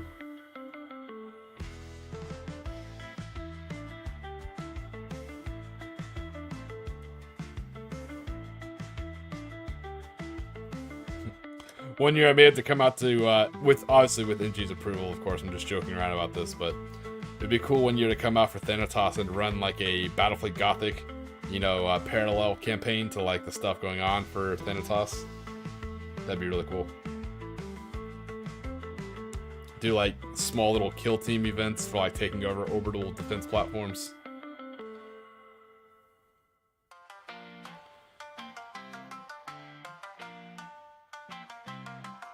I imagine Gene Stealer cultists would actually be amazing seamstresses. You know, imagine how easier it is to like do alterations on clothing when you have 3 arms.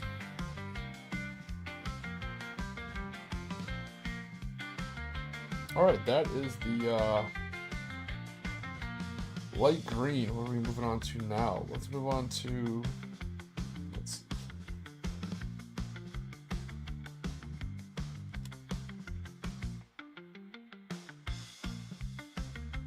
Alright, let's do their canteens.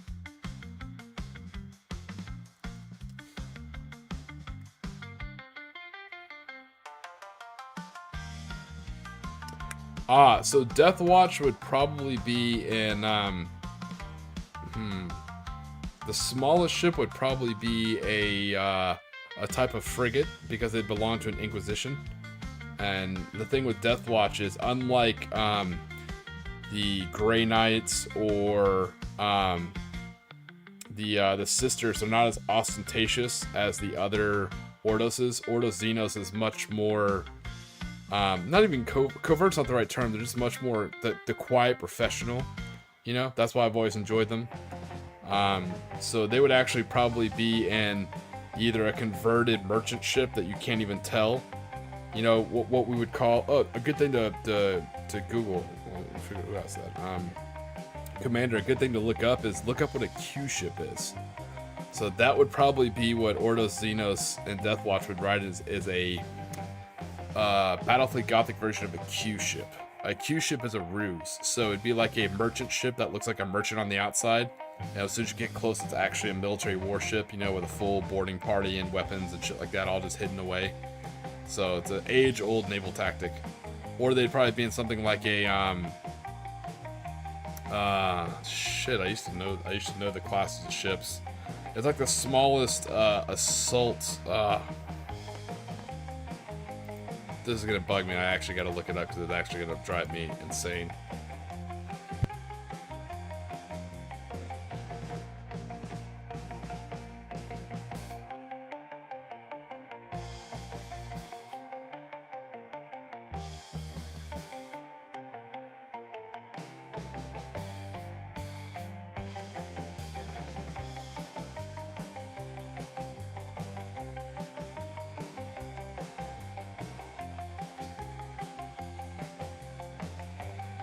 I want to say they'd likely be in, maybe an Endeavor. So it's one of their frigates, or it's actually one of their light cruiser frigates, but it's actually been retrofitted. There weren't very many of them, but it's been retrofitted. They took out a lot of the weapon batteries, stuff like that, to put in more hangars and more troop space. And it would be chock-a-block full of like Corvus Black Stars, or as many as they actually had access to.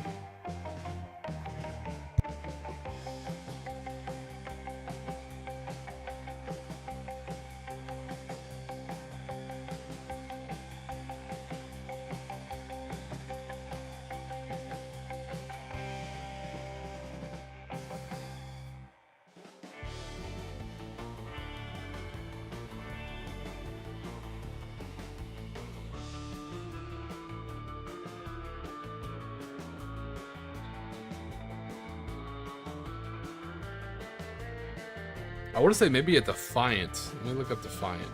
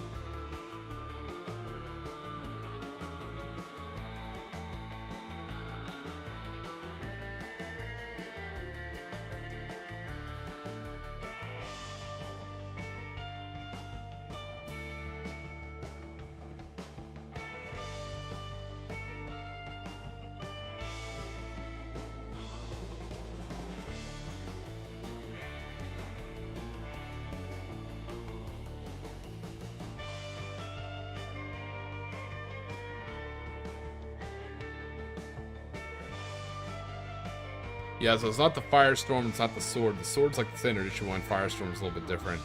I want to say, I think it's a Defiant class. Let's let's see if I'm right. Yes, yes it is. Okay, cool. I'm not stupid. Awesome. All right, so there's the Endeavor, which is the class that the Defiant is based off of. The Defiant is a light cruiser. Oh god, wow, my memory held up all these years later. So sorry, I went off on a scheme here, guys. I'm bringing it back. So Defiant is a very rare carrier variant of the Endeavor class. It's vulnerable direct attacks. It has a shit ton of hangers for like Furies and Starhawks and shit like that. Some rogue traders use them. They're very rare. Like I say, you don't see a lot of them. But the fact that they're rare and that they have a lot more, they sacrifice, you know, ship weaponry for hangar space. That's what I'd feel like Deathwatch would use. They wouldn't do something, you know, super ostentatious as like in the Inquisition. You know, they wanted to kind of like blend in.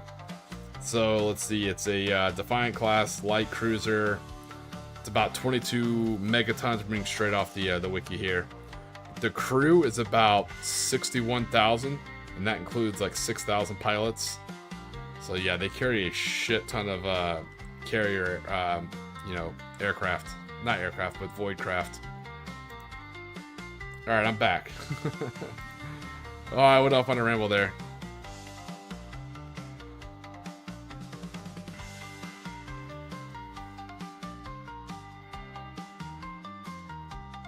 All right, there you go, Commander. Hopefully you like that.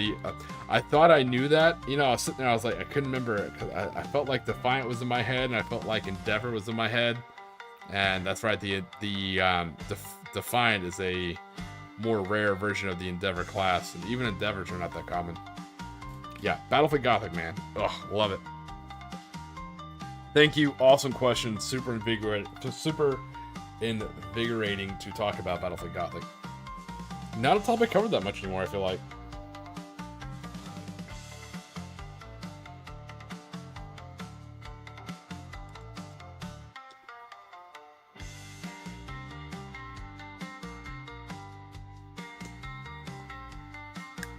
So maybe you guys can hit me with this.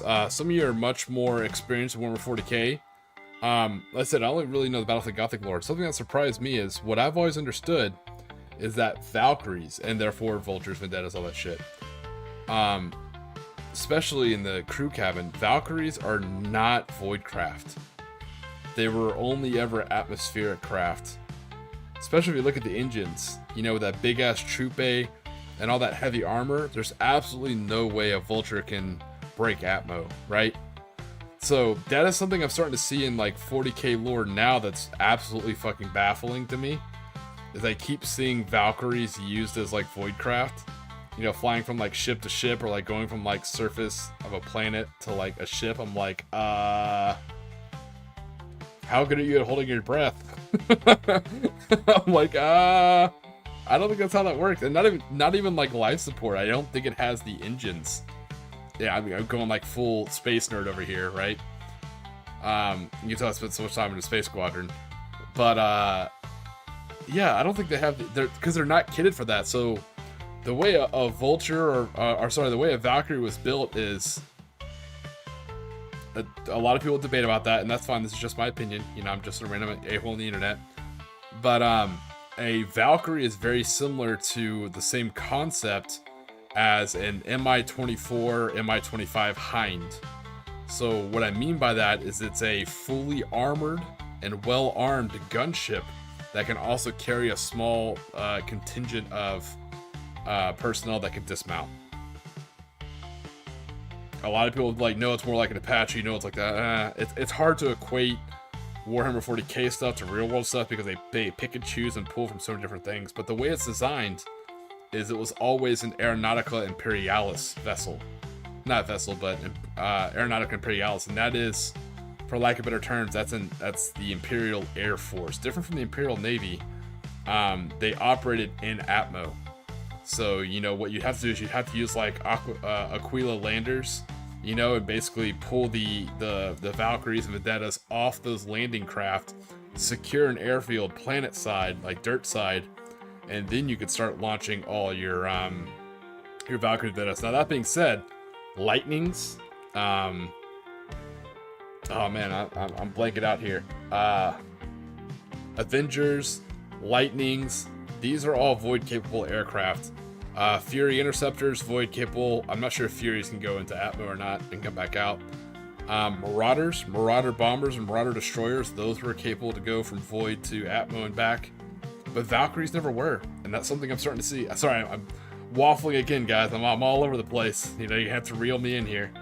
That's something I'm starting to see in a lot of the lore that it just absolutely bothers the piss out of me. I'm like, how are they flying from ship to ship in a Valkyrie? Like that, it would be cool, but that's not what Valkyries are ever used for.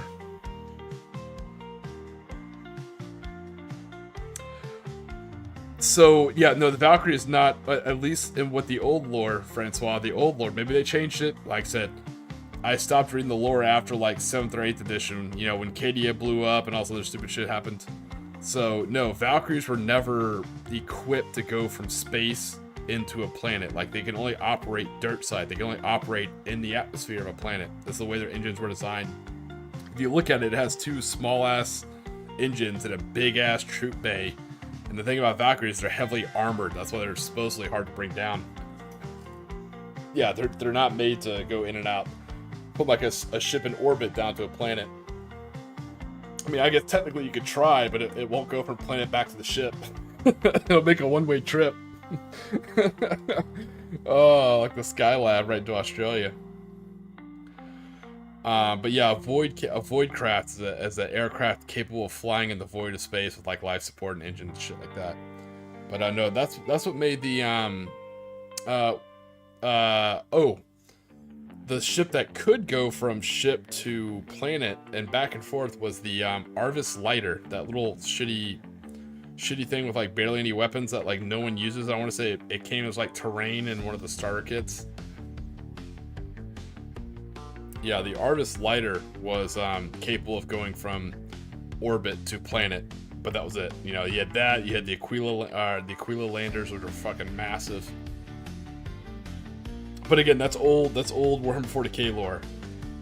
Nowadays, who knows? I mean, you have fucking Primarchs coming back, and I don't know, cooler, better Space Marines they came up with in a basement. I don't fucking know, man. All I know is old 40k lore. So, probably everything I'm saying is not valid anymore, so just ignore me. I don't know.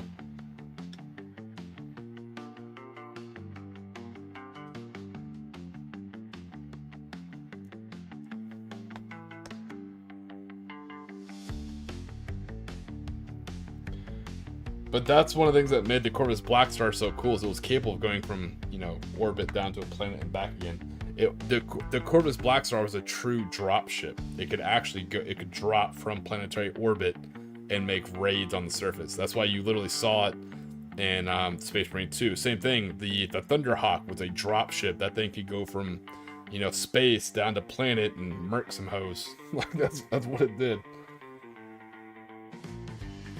The Valkyrie was never a drop ship. It's literally called an assault carrier or something like that, or some stupid term. But yeah, it's only ever been an atmospheric craft.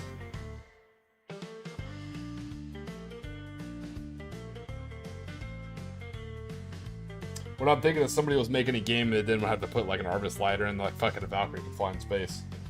Retcon.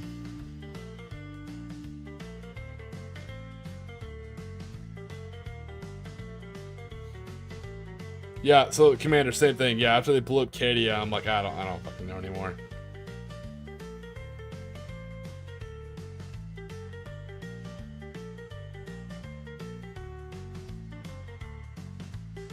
I remember I saw someone's list, I saw someone had like a female Creed. I was like, oh, that's kind of cool. It's like a female Creed. Like, no, it's his daughter.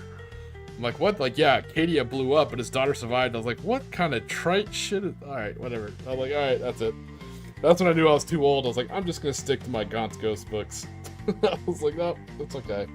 The lore for me is frozen in place back in 7th.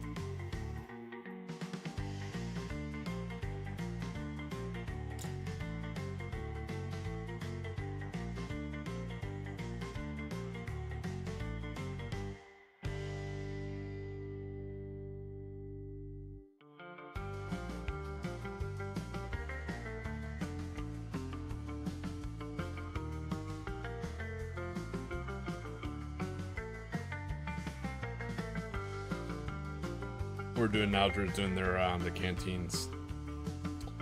Focus camera. There we go.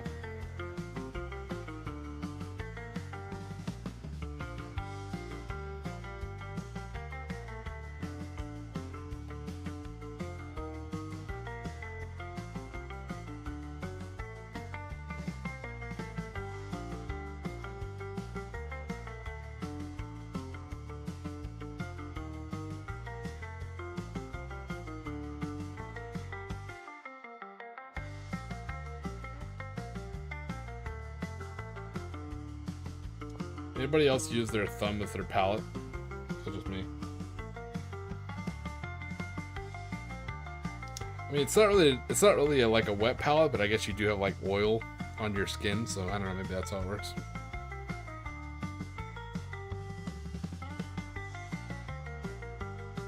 Yeah, I think that's what it is. I think I'm over here like freaking out about like, yeah, you know, that guy's pants are supposed to be blue, not silver. Oh my god, everything for me is ruined however I live. I think that's what it is. I'll just never forget the first time I saw it. I watched, I think I'm trying to remember what game it was. Maybe it was Dark Tide, maybe it was Inquisitor. I think it was in a video game. Yeah, it had to be a video game. And I watched like a Valkyrie fly from one ship to the other. I was like, what the fuck? I was like, maybe it's like a special void capable one, but no, it's just regular Valkyrie.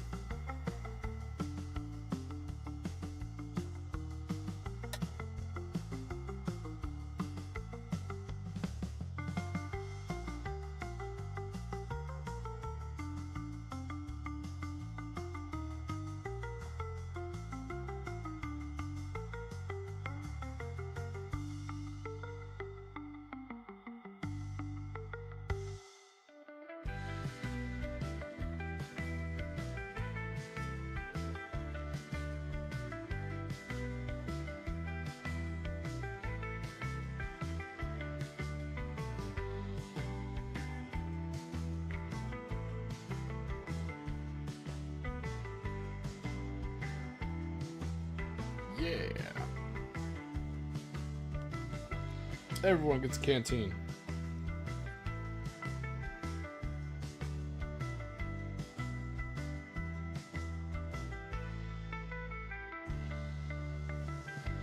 Oh yeah. It's one of those things. Once you see it, man, you guys will be playing something. You're gonna see a Valkyrie, be like, oh my god, that's what Tiki was ranting about for like 30 minutes. Like 4 people dropped from the stream. Was like, I don't know who this guy is. He's like not painting on camera, and he's ranting about something stupid.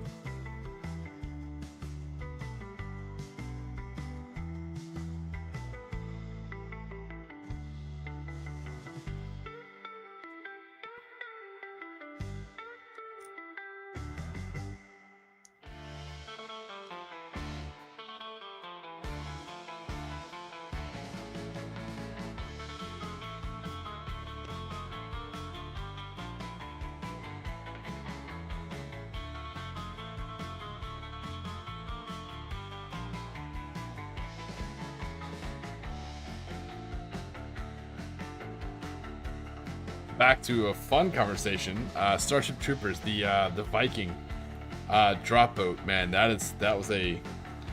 I watched that movie the other day because I've been playing Helldivers 2, and I've been playing Starship Troopers Extermination.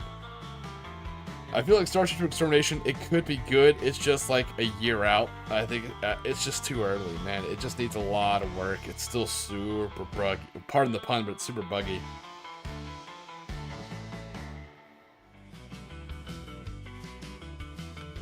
Helldivers 2 is just very well designed. All the stuff too, all the weapons, all the vehicles, all the lore, everything's just very well designed. But yeah, Starship Troopers, man, what a classic.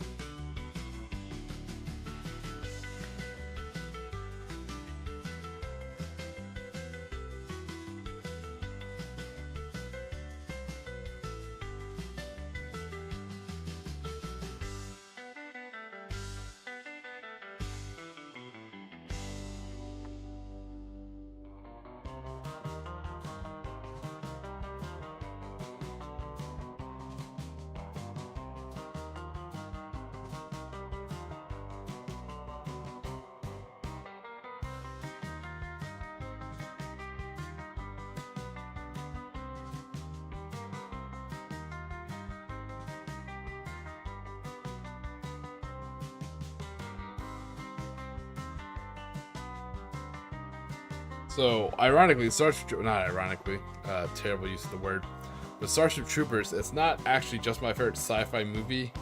In my top 10 movies of all times, it's actually my favorite movie. It's because it has everything. It has nudity, it has action, it has humor, great pacing, good special effects. To me, not saying it's deep, not saying it, I don't look at it politically like some people do. Again, everybody can look at art how they want, interpret it how they want, that's fine. But to me, it's just to me, that is the textbook, not textbook, but like the benchmark example of entertainment. Like, I could sit down and watch Starship Troopers and be entertained from the start to the finish.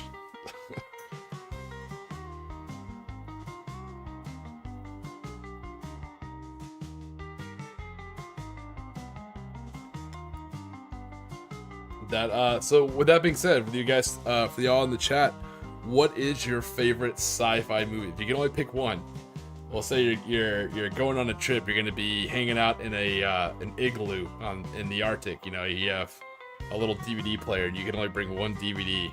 What movie are you watching? Not TV show, not TV series, but what sci-fi movie? If you can only watch one, you're stuck out there for like 3 months.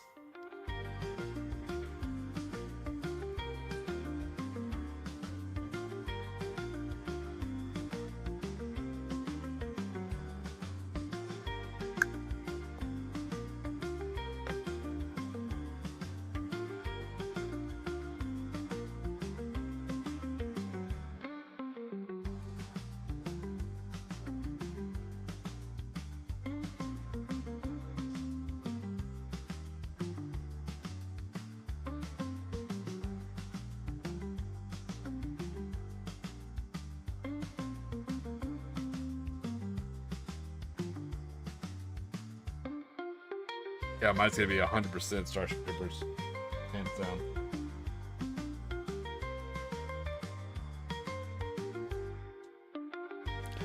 Ooh, oh no, Tremors is 100% sci-fi. I think Tremors is, I think it occupies that space. It's like horror adjacent to sci-fi, Yeah.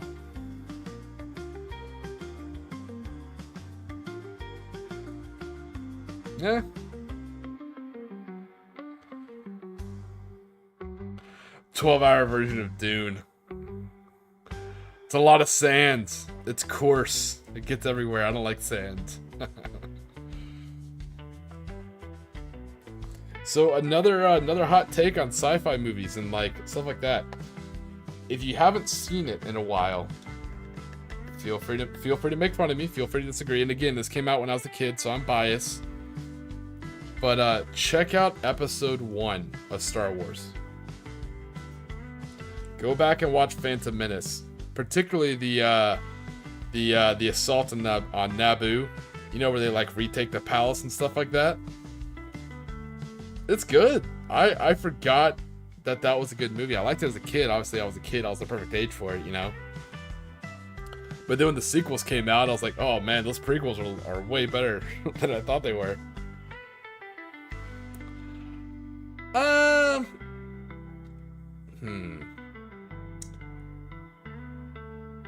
Yeah, I could see that. Yeah, it would be more of a horror movie, more of a monster flick than a sci-fi flick. Yeah, fair enough.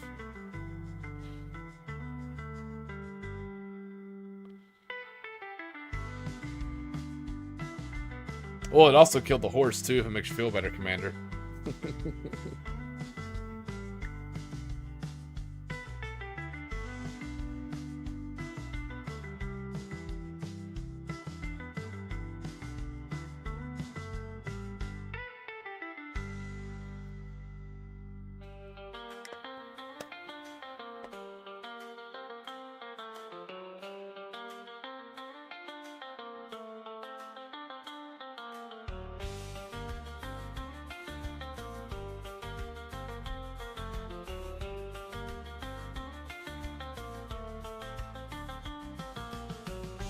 It's funny, those are actually my favorite kind of horror movies. So they're not even really horror, but the like the sci-fi / military trope of horror movies where it's like a small squad of like soldiers and they have to fight some kind of like horror or a monster and they all get killed except for like the one scientist who accompanied them and they figure it out. Basically just ripping off what Aliens did, you know, but you could be like House of the Dead 2 or Doom or anything like that, or Resident Evil, you know, I love movies like that.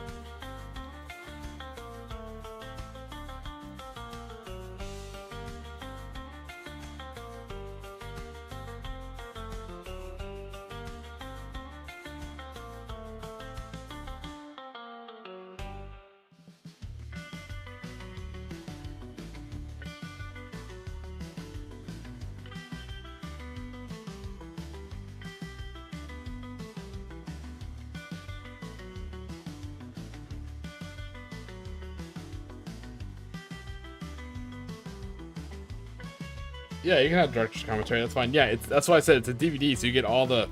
You guys remember DVDs? You remember all the bonus features? You know how awesome that was. Buy a movie on Amazon Prime digitally for the same price, but you don't get bonus features, and that's some shit.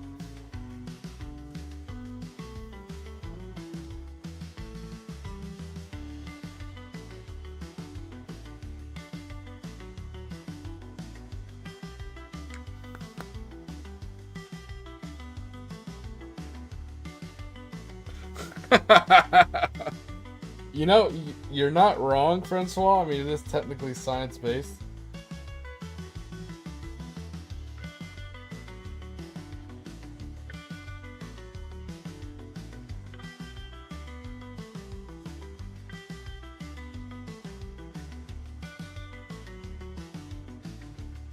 Well, yeah, also you gotta think about the big old, like, what was it, the Pterodrome and, like, Clang and shit like that. Oh, yeah, I think it's super science-based.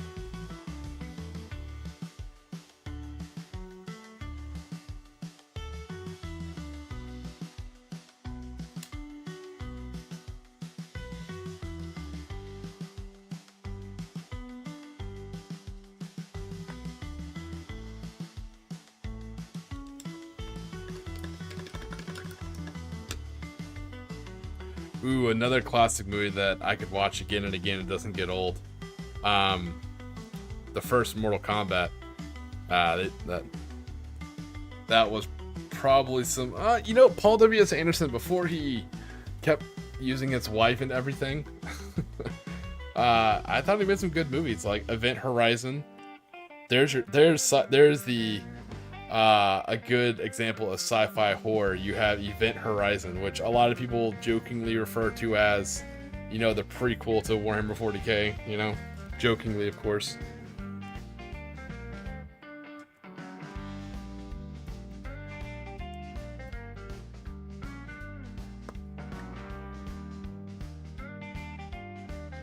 Bebop and Rocksteady, man. Oh, I haven't heard that in forever.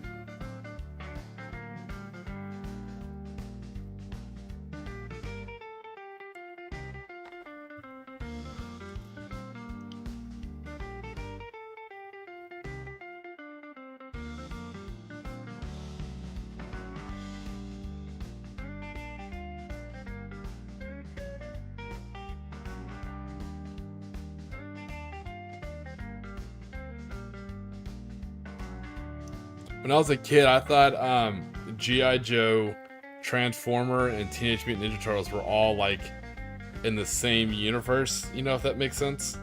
Like, I always thought they were like existing in the same thing. They were just like shows in the same world, you know. So I was always expecting to see like April O'Neil talking about like some shit Cobra did. I know now they make, you know, now I'm an older nerd who can read. You know, now I know they do like crossovers between G.I. Joe and Transformers a lot.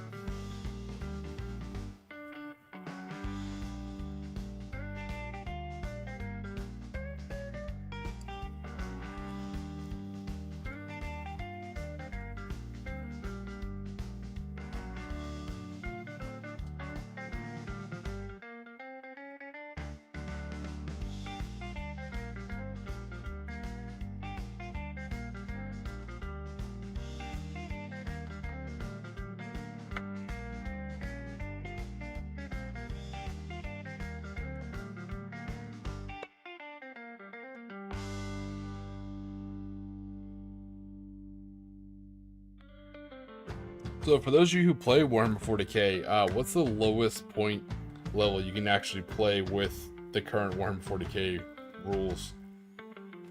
I know 500 is technically a boarding action or boarding party, whatever they call it. But does it use the same rules as Warhammer 40k?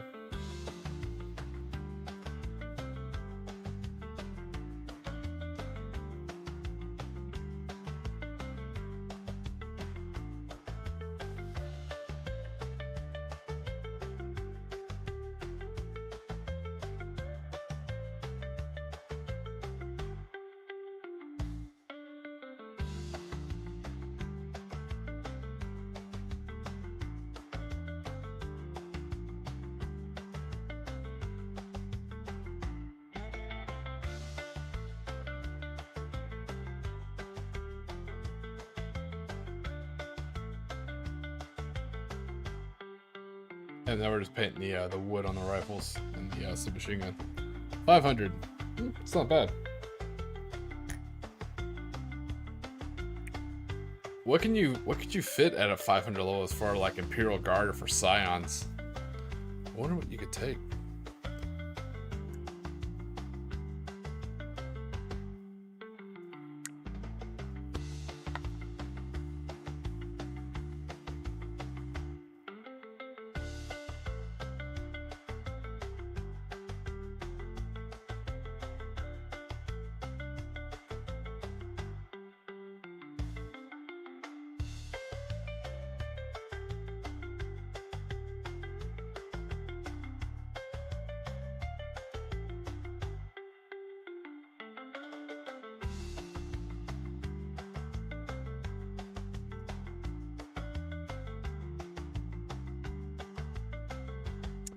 Right, but that's why I mentioned, Francois, what's the smallest point limit you could take and still use the traditional Warhammer 40k rules? The kill team has its own separate activation, its own, measurement types, its own special, kill team, I think, belongs to the universe Warhammer 40k, but that's why I mentioned the rule set for 10th edition Warhammer 40k. Kill team does not use the same kind of rule set. I say that I've only played 2 games of Kill Team, but I definitely know it's from everything out from all the 10th edition bat reps I've watched. The rules and the measurements look a lot different.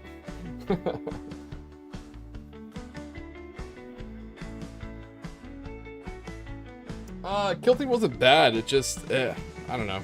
I like Necromunda better than Kill Team.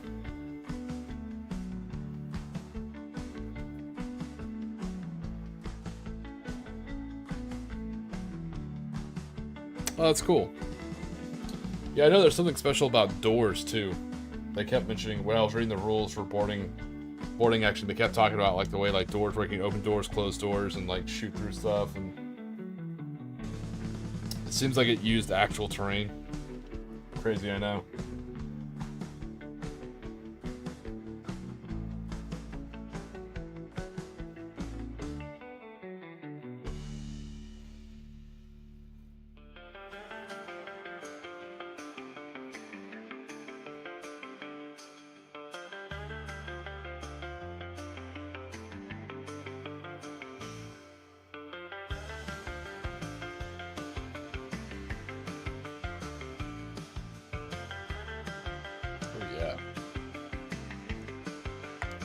Start getting that wood color in.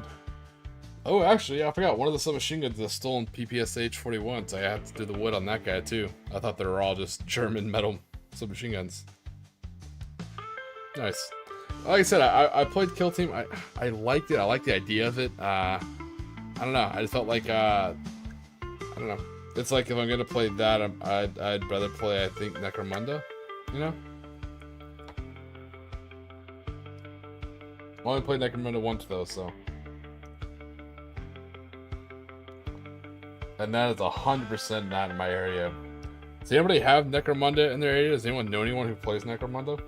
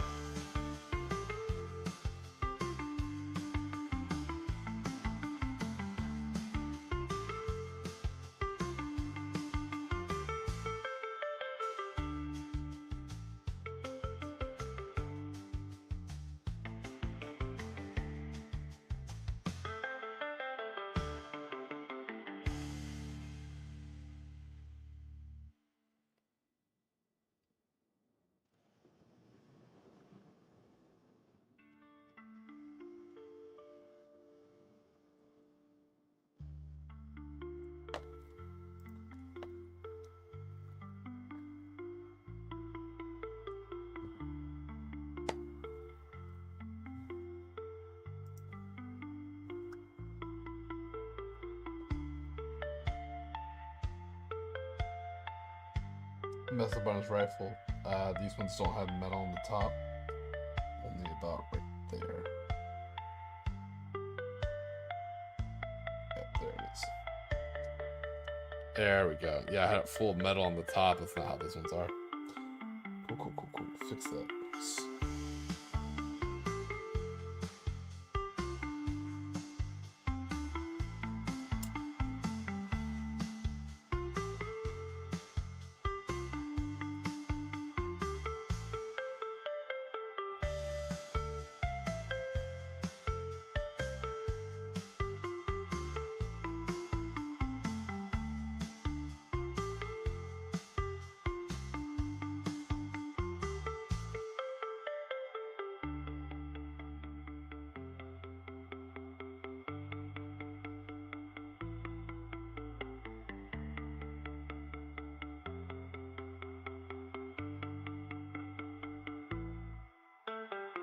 That's our guy who has a stolen PPS 41.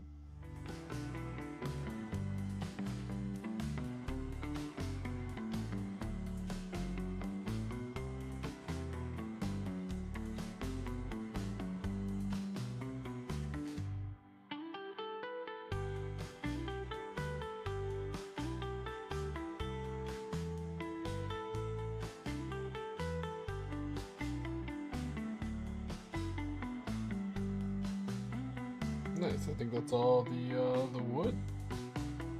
Let's move on to leather. I know it's slow going, but man, batch painting, it's the way to go. And the time it took us to fully do that officer yesterday, I'll show you what all we have done.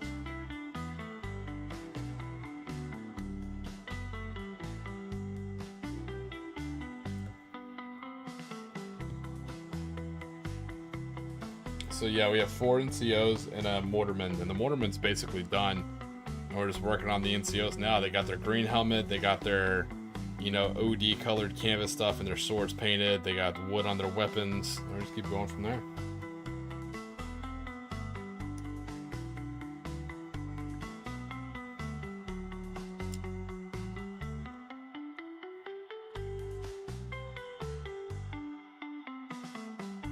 How much do I need to shake these dropper bottles? Oh, he's part of the dropper bottle cult now. No, they've taken another one. I will resist the dropper bottle with everything, every fiber of my being.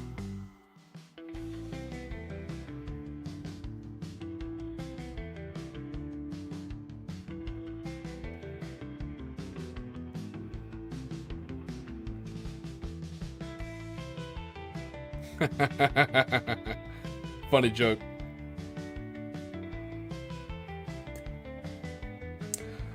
Yes, HS, you're exactly correct, and that would be this guy, because he has a MP40 or MP38. I'm not gonna look too close to figure out which is which. So yeah, you had 2 NCOs who are riflemen, so their Arasakas, their Type 38s will have wood, and then one NCO has a stolen PPSH 41 for his SMG. Good eyes, HS. Saw that all the way from the frozen tundra. Well done.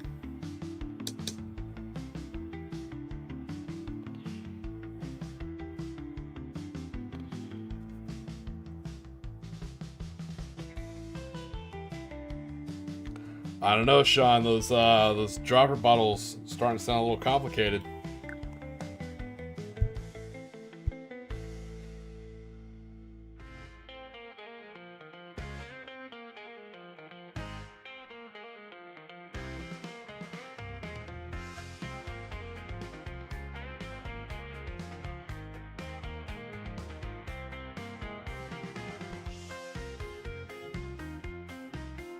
I'm looking at Jess. You got me doubting now. We remember too.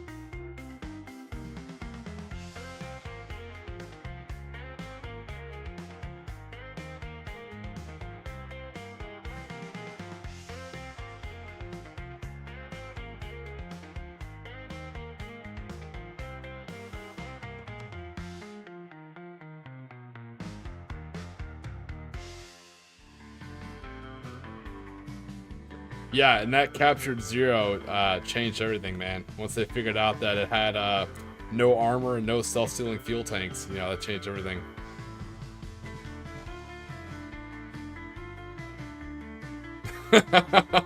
Labeled contrarian. Ugh.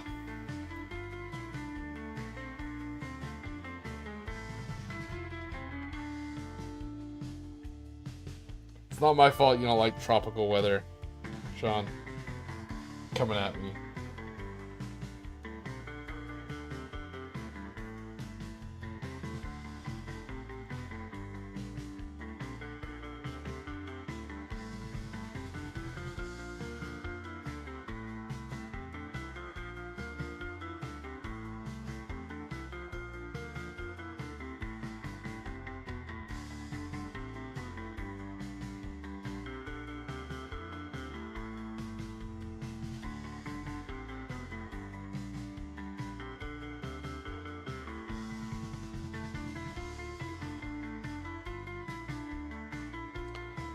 And hold on, let the camera focus camera. You can see we're starting to paint the little tidbits of his katana. So you know his is it's just OD green and black. You know, nothing fancy, just lacquered paint.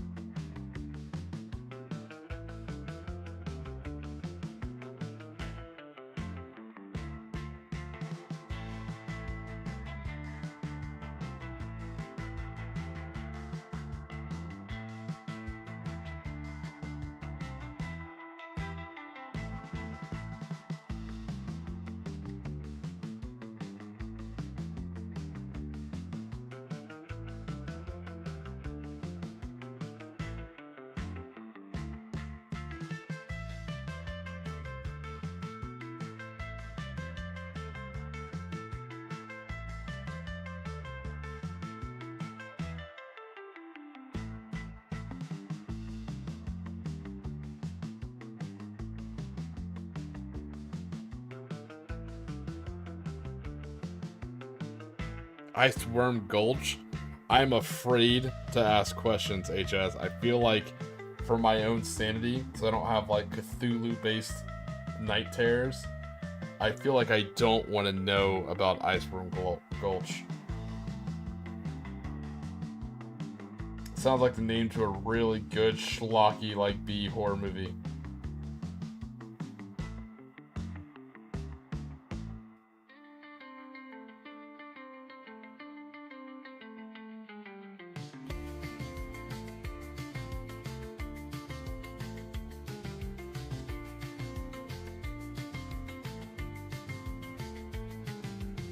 It came from the Iceworm Gulch.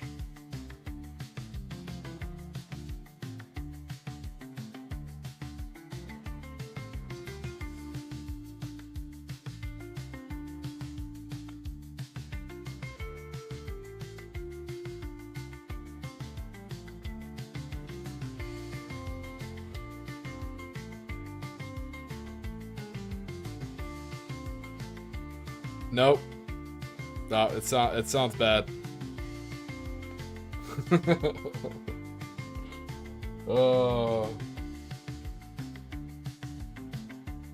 Yep, old is professional. I'm sure they're there too. But I'm sure they have nice coats, you know? Gotta stay warm.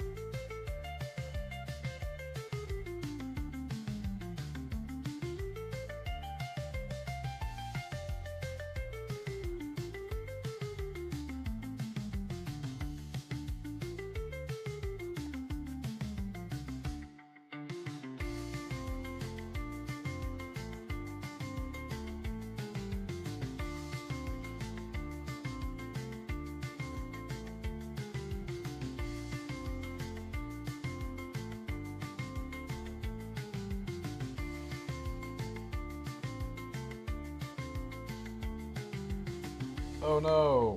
Ah. Oh, my brush. I'll have to fix that. Lack of vinegar. Ooh. Wait, give me a second.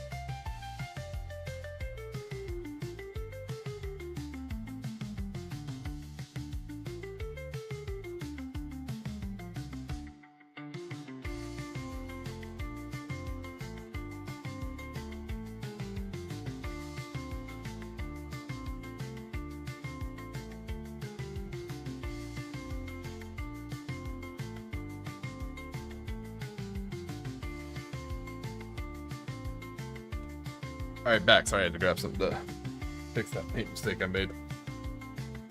Sorry. Oh, let me catch back up. What happened while I was gone? Oh, conversation about hookers.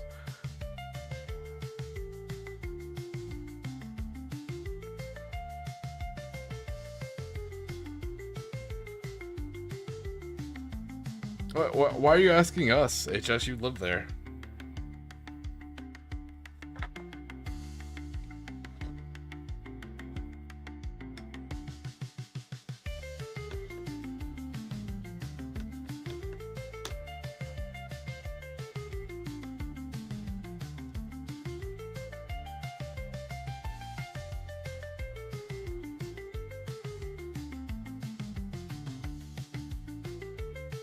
It'd be full of piss and vinegar.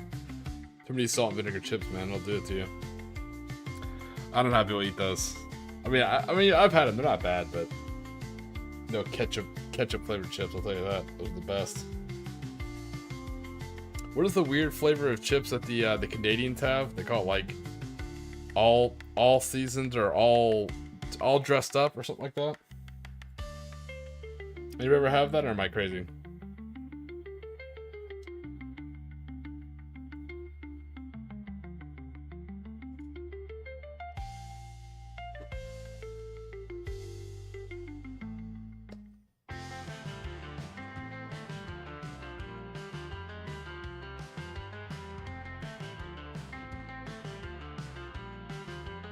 Assertions about.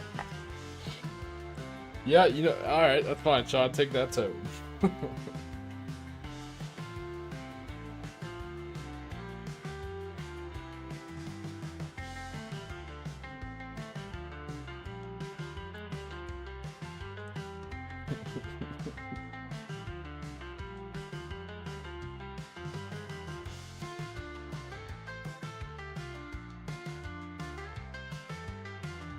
They're not bad, but I don't see why anyone could ever eat a whole bag. Like, even like the smaller bags.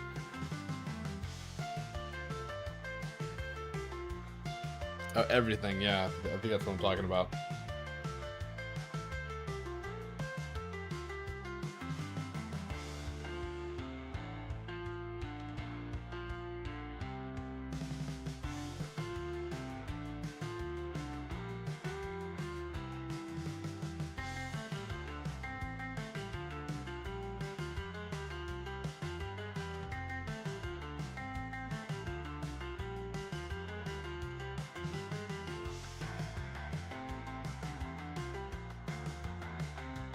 Hold on. I'm sorry. I had to double read that. Did you say chicken salt? Chicken salt flavored chips?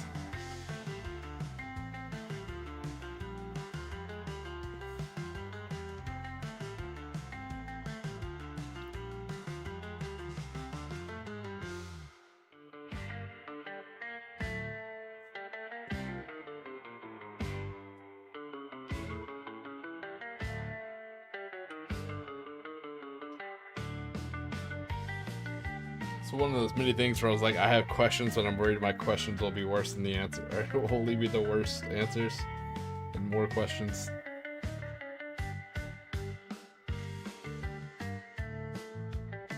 I guess I can't like forget about weird things. I mean, we eat gator tail here. I eat you know, iguana. Like I've hunted iguana, made iguana tacos, so I get it. I guess I can't be, you know, clutching my pearls at weird food.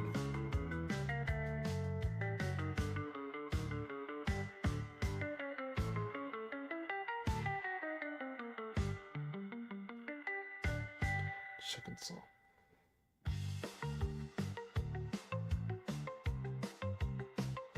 That's good to know, Commander. That is definitely different, man. I've never heard of chicken salt. I've heard of like chicken seasoning, I guess. Maybe that's what I'm thinking. I don't know. Definitely interesting.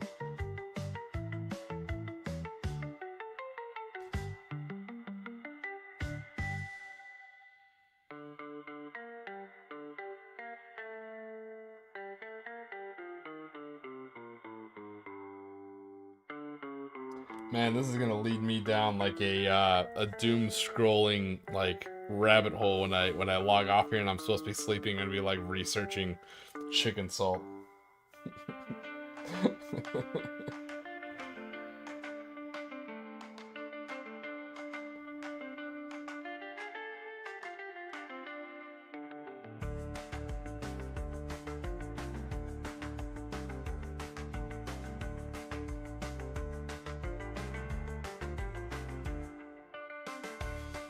Oh, I've just given up, Commander. I just let the conversation, the chats kind of just go wherever. I have no rhyme or reason or purpose whatsoever other than just painting these models. I figure that's like what a lot of people are doing. You know, it's just sitting here either painting models at home or just hanging out and just chatting. But I guess theoretically that's the whole point of the channel. You know, just a chill place to hang out on the weekends. You know.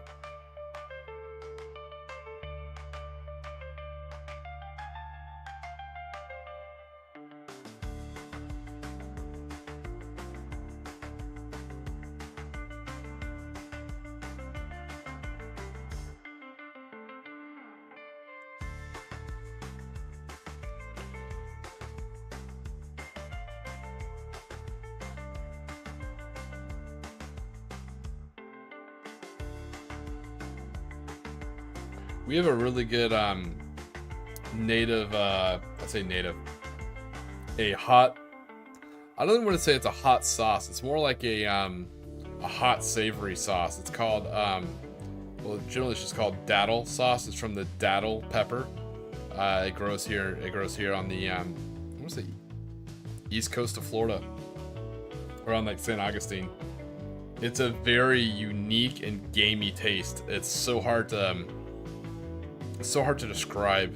It goes great with fish, especially if you're like smoking fish. Daddle sauce. Look it up. DA like TL. Daddle pepper. It's really good. It's a very vinegary style. I don't want to say hot. Just like, no, I guess it is hot. It is a pepper.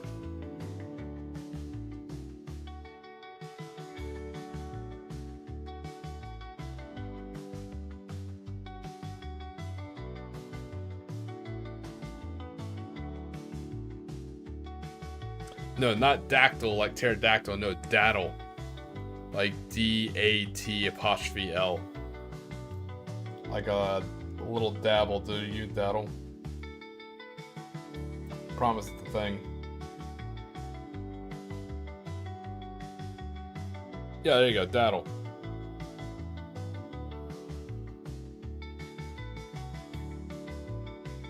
Damn it, now I'm gonna look it up. I'll look it up and spell it correctly in the chat. Give me a second here. I wanted to finish my PPSH 41. Alright. Let me take a look. See if I can spell this correctly.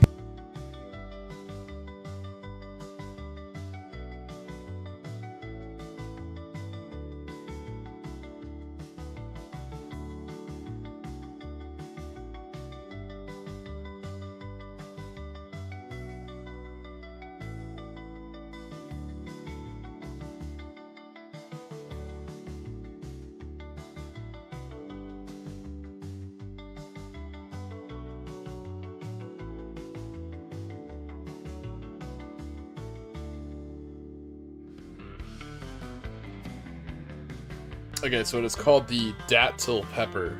Delta Alpha Tango India Lima.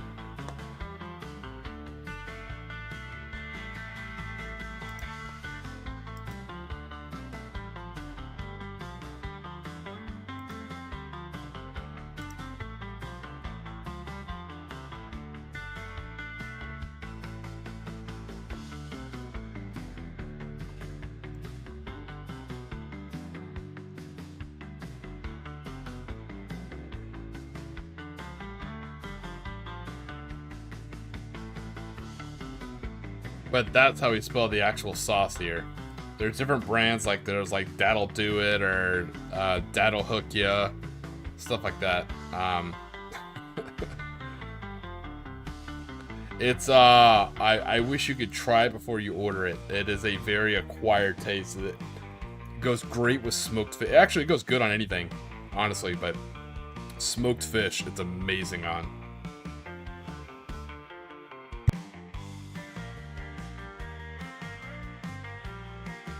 If it ends up being too strong, what we do, like you'll see people do it in restaurants a lot, like tourists or kids. I don't mean that in an insulting way.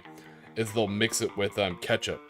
Like it's really good on hot dogs. Like if you get like a big old juicy hot dog, you put a little like daddle sauce on it. You can put like a little bit of ketchup with that too, and it makes it like a really savory, spiceful ketchup. Really good.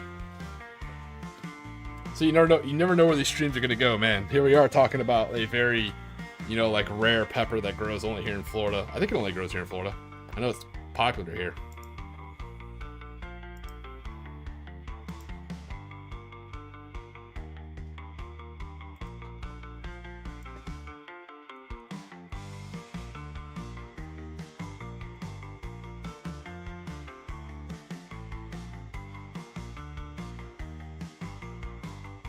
Mainly produced and grown here in St. Augustine, Florida. Damn, now it's got me hungry. Oh, what a good stream. So so this is what it's all about. We're chatting about random stuff, and look at this painting getting done. We are just tearing through this. Yeah, Sweet Bay Rays is good. I've made my own barbecue sauce before, using like, Worcestershire sauce, Coca-Cola, some other stuff. Or, not Coca-Cola, but using Dr. Pepper.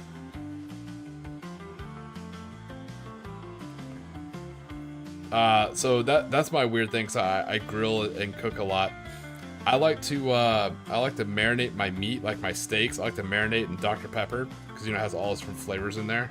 And it like really kind of breaks that meat down. And then my all season that I use, like anytime I'm like grilling, super weird. It's equal parts. It's 3 parts. It's fresh ground pepper, seasoning salt. You can use whatever your preferred seasoning salt is. I like using Tony Chachere's, because I'm from the Texas, Louisiana area naturally. And the third ingredient, this is weird, this is gonna throw you for a loop, is fresh ground coffee. So, you kind of take this actually you could, yeah, you take like the pepper, the salt, and the coffee, and you kind of like sprinkle that on there. And when you grill it like that, I kind of get, especially that coffee, it sounds kind of weird, but it gives it almost like this campfire smokiness taste to it. It's a very simple, easy way of doing it. Ham glaze is here to use 7-Up a lot. Yeah, I've heard that. Yeah, the acid in there really kind of tenderizes the meat. Dr. Pepper's huge here. Toss a couple steaks in a Ziploc bag with some Dr. Pepper for a little bit and toss them on the grill. Oh yeah.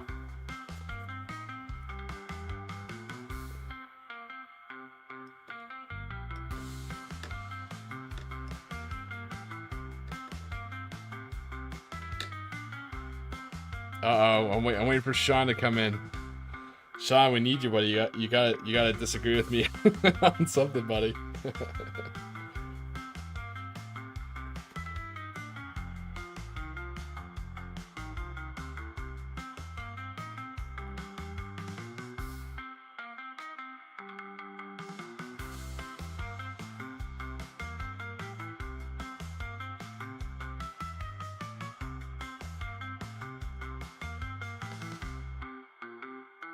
Milk. That's interesting. Makes sense, but interesting. I don't think I've ever seen that. Beers, especially for chicken. Yeah, beer's a good one. Keeps you from having dry chicken.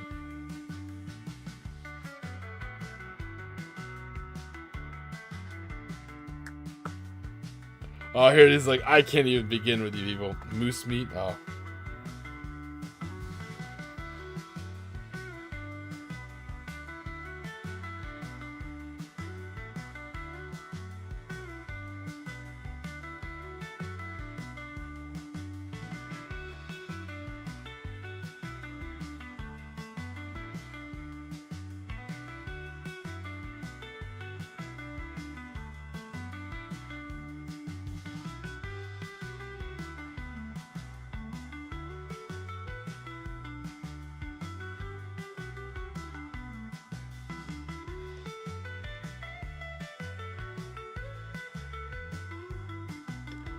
Yeah, I imagine moose meat is probably pretty damn tough.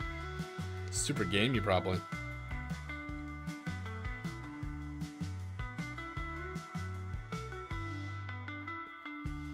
I got one for you. So you probably heard of chicken and waffles, but the key to really good chicken and waffles is you use waffle batter to fry the chicken in. Like as the last stage, you kind of put a little bit of waffle batter in there and you toss it back in the fryer. That's the key right there. I picked that up from an old crusty cook overseas. It's a cool little tip I got. Great stream, guys.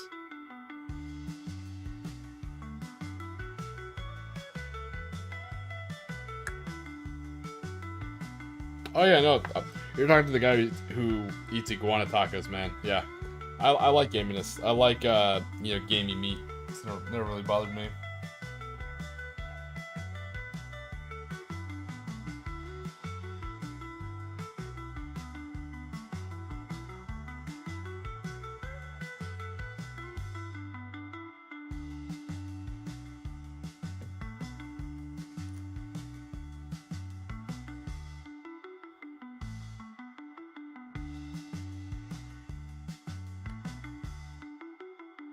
I had an emu burger once. I thought it was really good, but I can see why they didn't take off and why they're not popular.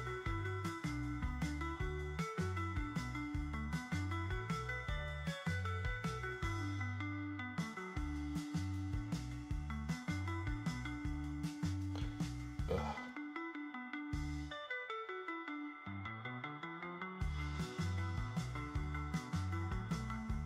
Is there a lot of meat on a roux? I mean, I figured it's like all muscle, like and stewing. So like, I figured there would be a lot of good meat in there. You know, a tough thick fur, and like nothing but solid muscle. Tempura. Iguana's good. You have to cook it really, really well. It's just chicken of the trees, man. The best thing for that is I don't have Matthew in the chat. Usually me and him talk about this. A tomatillo sauce is really good with iguana. You need kind of like a very lime-based green style salsa with the iguana meat, because that lime and pepper kind of like cut through, not the grease, but kind of cuts through the stringiness of the meat. It is a stringy meat.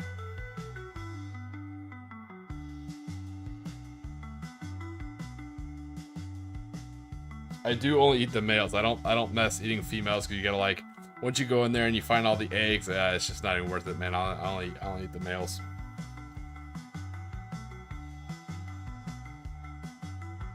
Oh, only the top of the tail. Okay, that makes sense. So kind of like gators, where you eat gator tail. Okay, I got you. I thought you were having like kangaroo leg, you know? I was like, Jesus. It's like all muscle.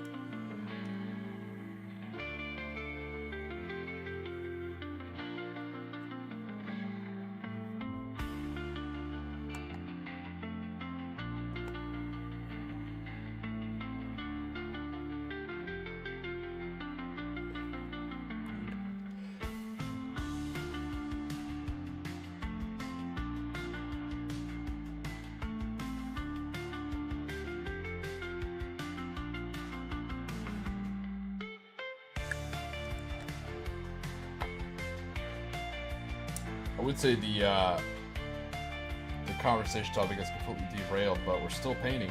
That's the primary objective. We're chilling out, hanging, chatting, and painting models. That's what it's all about. We're gonna get these things knocked out, man.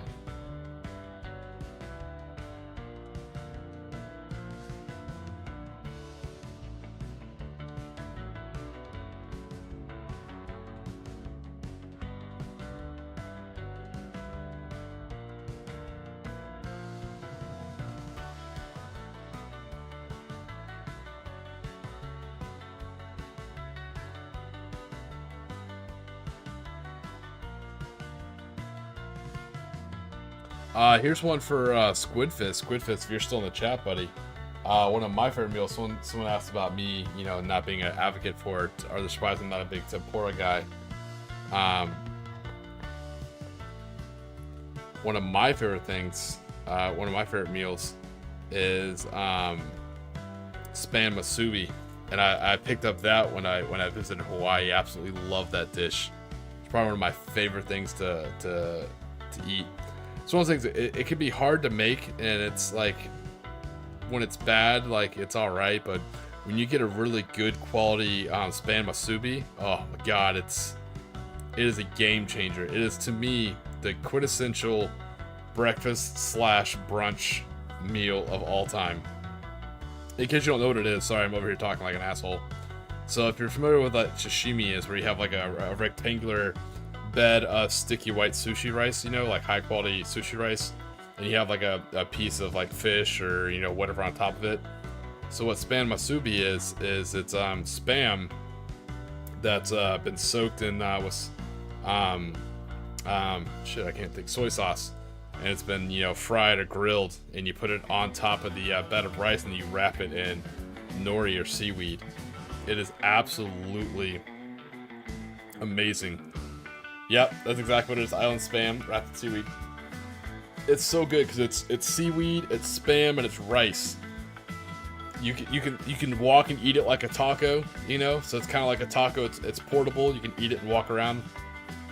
It's really good for breakfast or lunch. It gives you shit tons of energy because you have protein, you have seaweed, and you have rice. So you have like long lasting energy. Oh yeah.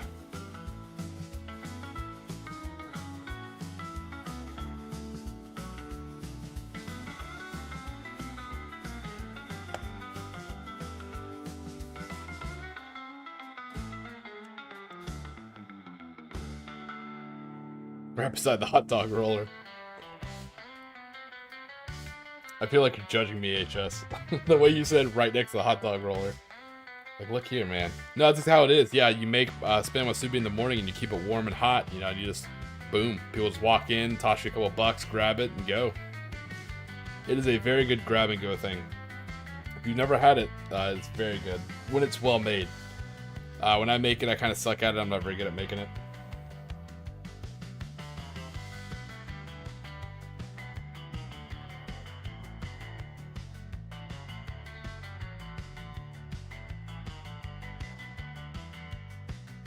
He's like, no judgment.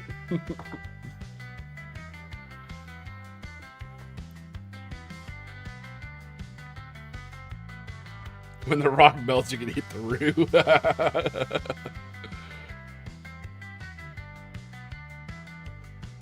Alright, Sean. I just saw your comment. Look. One day I may endorse the, a day may come when I endorse the dripper bottle, but it shall not be this day, for this day we paint with Citadel paints. Hey, Evolution Game, what's going on, buddy? Happy holidays, man. Yeah, Commander, I think it's just an Islander thing.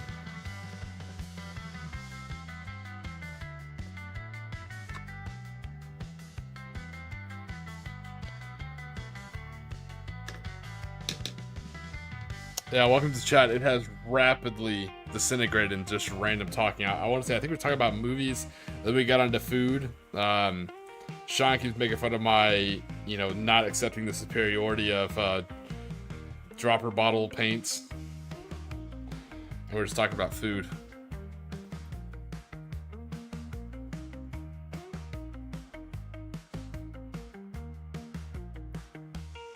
Oh, sorry to hear you're up super early, man. I hope you still make the best of your day, though. You guys hang out here with us, well, for like another hour.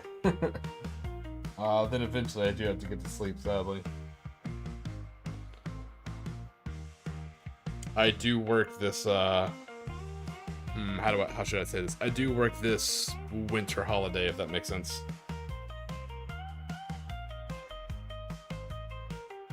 I have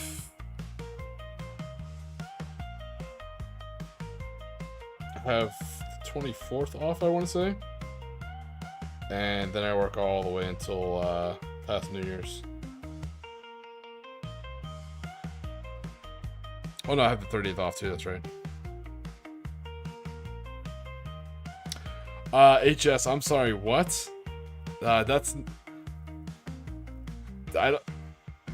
I want to call that an ice cream sandwich, but it feels so wrong to say that.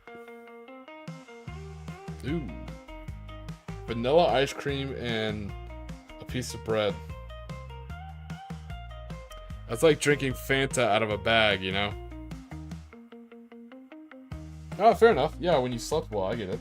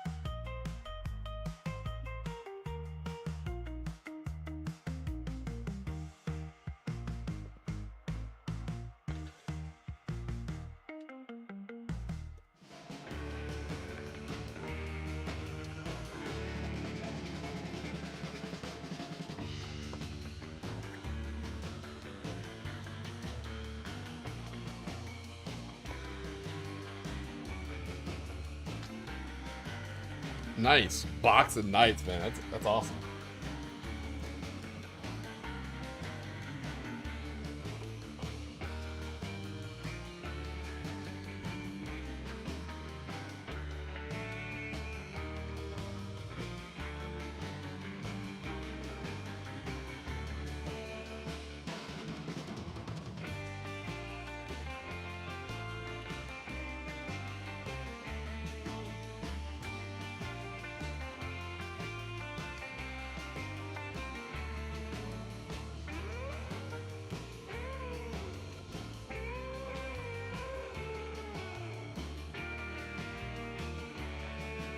Alright, there's his, I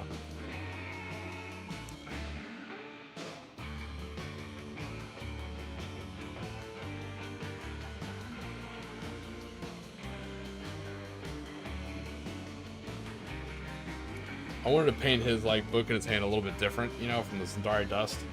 I was like, man, what can I do? I don't want to paint it white, you know, what do I got? Then I ended up just using, my, contrast paint, my, Skeleton Horde, and it was perfect. Give it kind of like an aged document look.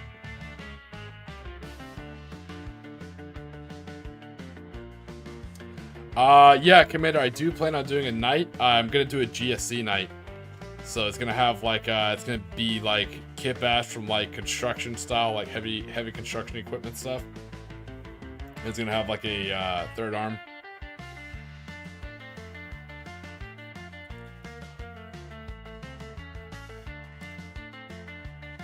Nice, man. What a great deal.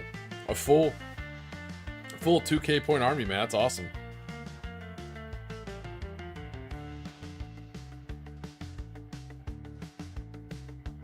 Yeah, I'm not that detailed, HS. I think I'll just like do a little bit of scribbling on the inside so it looks like writing.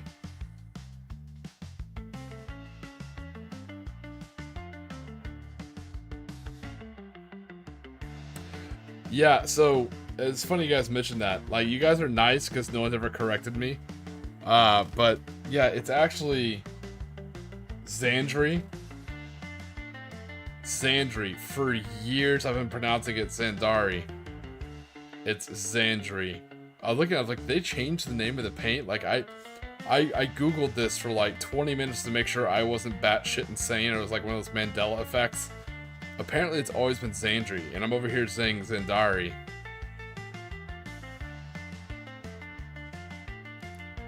So without thinking, I still call it Zandari dust every now and then instead of Xandri dust. Oh my god. Yeah, it wasn't until like, I think it was like yesterday, the day before, I noticed that. I was like, have I been mispronouncing it for like years? Jesus.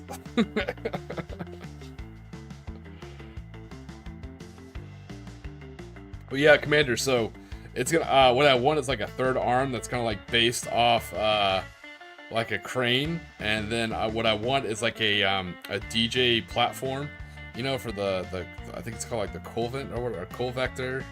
It's the GSC model that has like the whole like audio thing and stuff like that, and it kind of whips everybody up into like the propaganda guy. So I want to have him having his own like, you know, Dead Mouse kind of like DJ set on top of the Knight.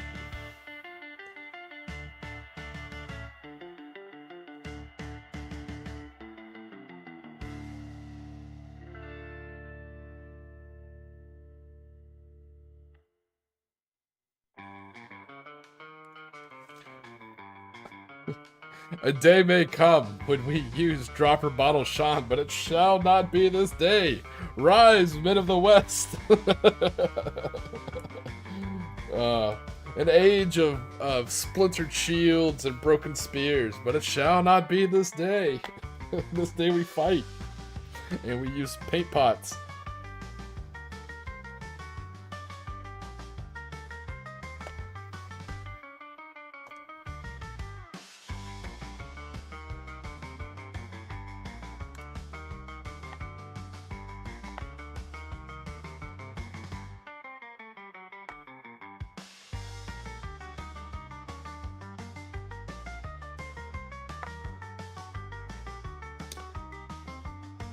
I refuse to bow to the technological superiority of dripper bottles for paint.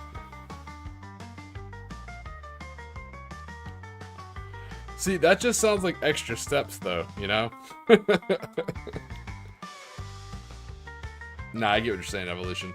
Nah, I have so many models done now and so many, like, formulas, like, pictures taken of, like, what paints to use that I'd probably, unless they stop making the paint, or unless it just gets prohibitively expensive, I probably won't swap.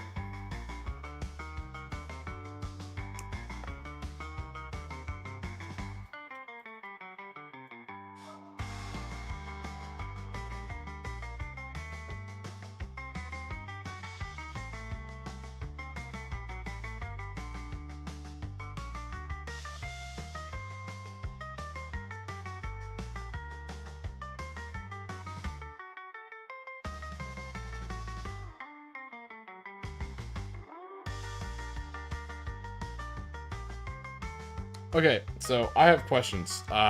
Sean, feel free to answer or make fun of me as you see fit. Okay, so I primed this in Xandri. Jesus, I did it again. Fuck. Xandri Dust. I primed this in Xandri Dust, right? And this is the color that his Bugman Glow flesh is, right?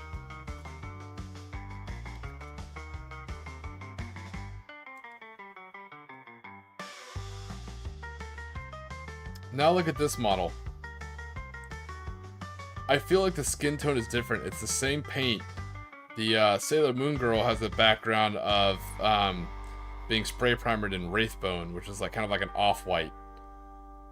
But it's pretty close to Xandri Dust, but the skin tone just comes out different. I think the Sailor Moon character just looks darker because she has white on her uniform, and I think it just makes her skin tone look darker.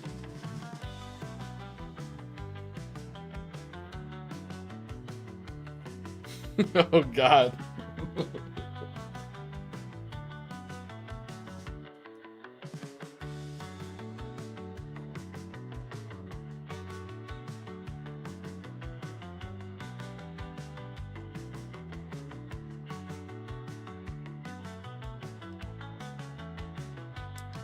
I can already see the command here. I was like, why does this sound so familiar? No, exactly that. They're called, so the IJA call them putties. The IJN either wore gaiters, like white gaiters, or they just wore, you know, tall leather boots. But HS, the IJA, yeah, they actually called them putties. Or puttees.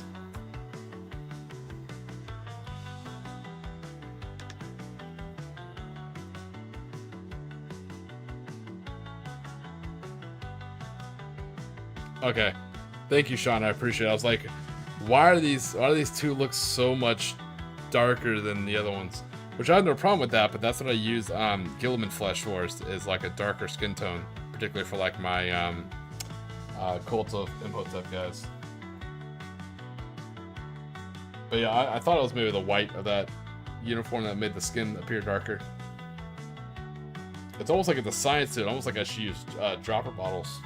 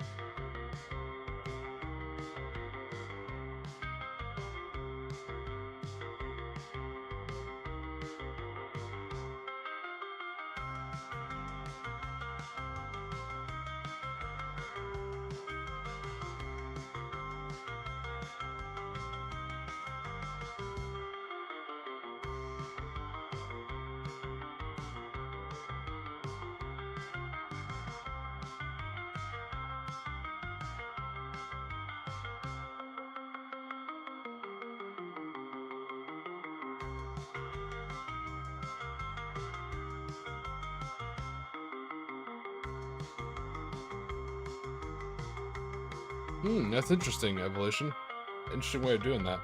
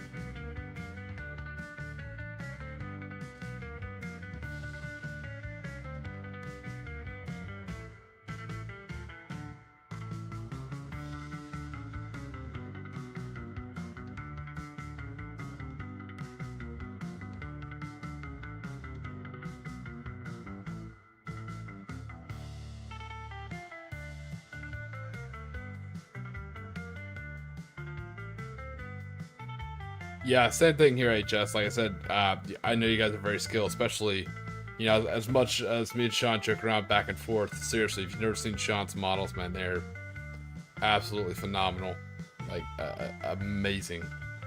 But he's very talented. Like I said, I'm lazy, and I know I'm lazy. That's okay. So I don't think you guys underestimate the laziness of me painting. I mean, here I'll sit here and paint for 4 hours, you know, but I'm just trying to do quantity. Yeah, transferring paint from one thing to another thing, I'm just like, no.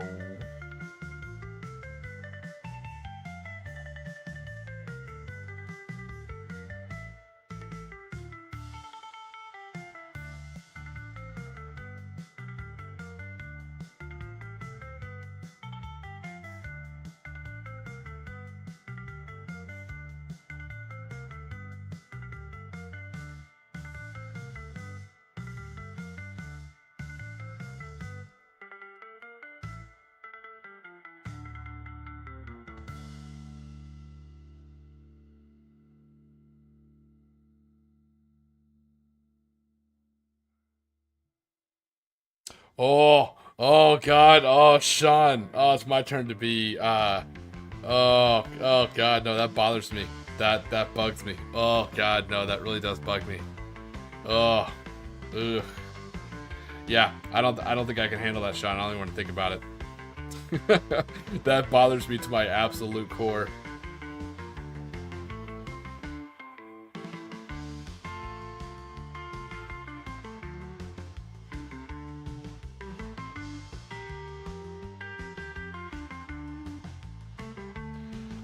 Hopefully your snakebite leather doesn't run out, man.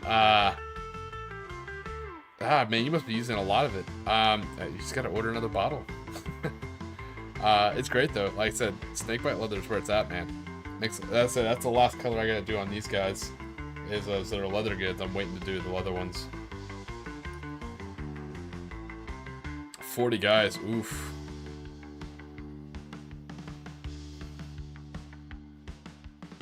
Yeah, you said you gotta paint 40 guys. I can feel that pain. This is only 30 infantry back here. It's a lot.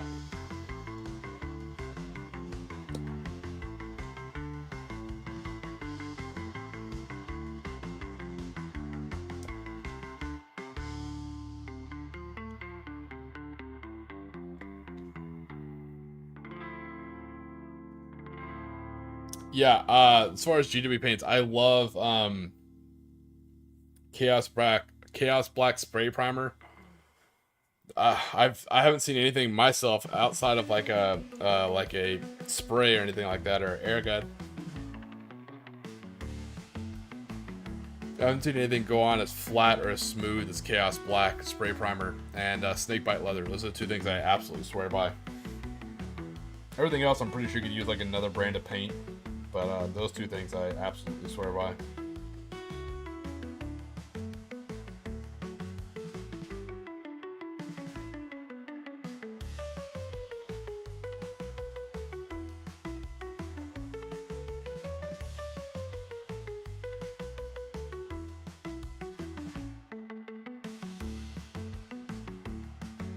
Zandri. I have no idea why I kept saying Zandari. Oh my god. I've undercoated him, so I'm dedicated now.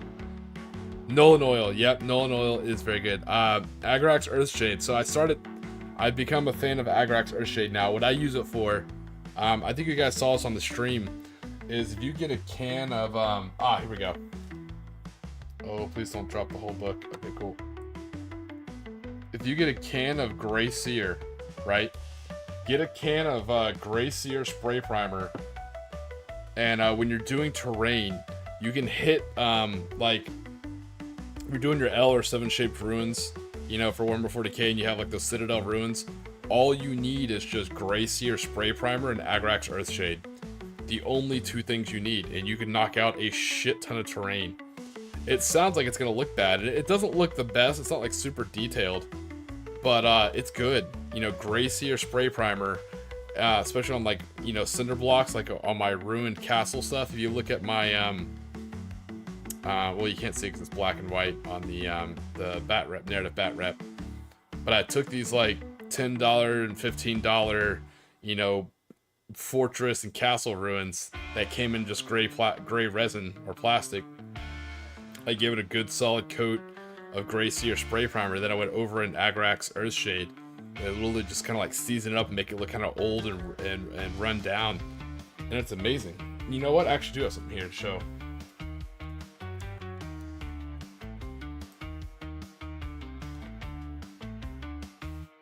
Here, let me show you what I mean.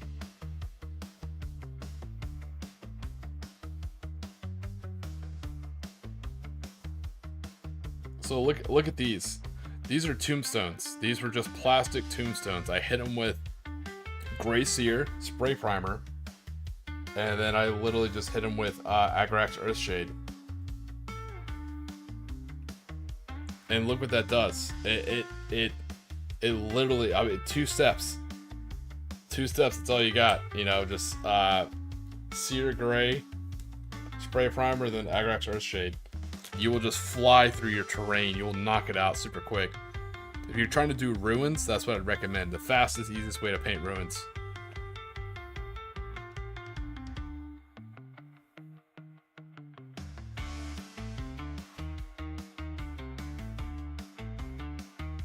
I see that. I have to go back and look at the chat whenever it comes to the dropper bottle.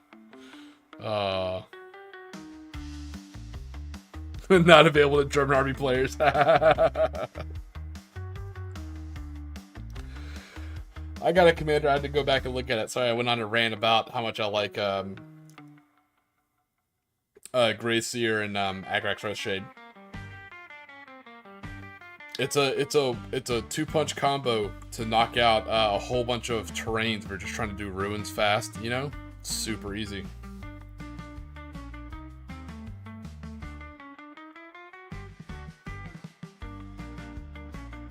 Oh, Midwinter.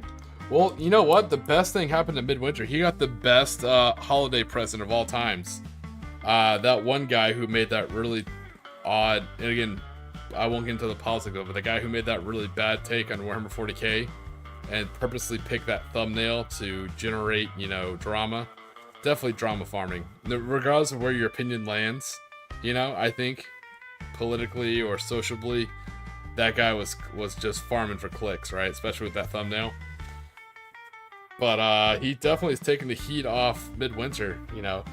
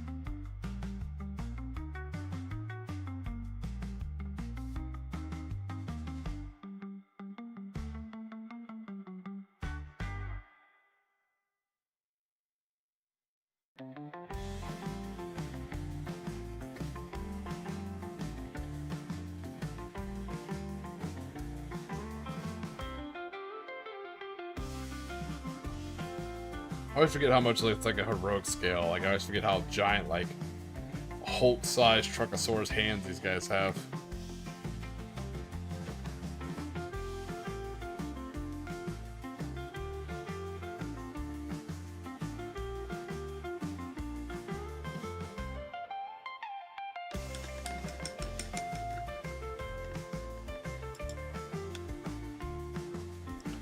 I don't know. So here, if anyone's interested, yeah, I know no one asked, you know, but if anyone's interested, here's my take on the video.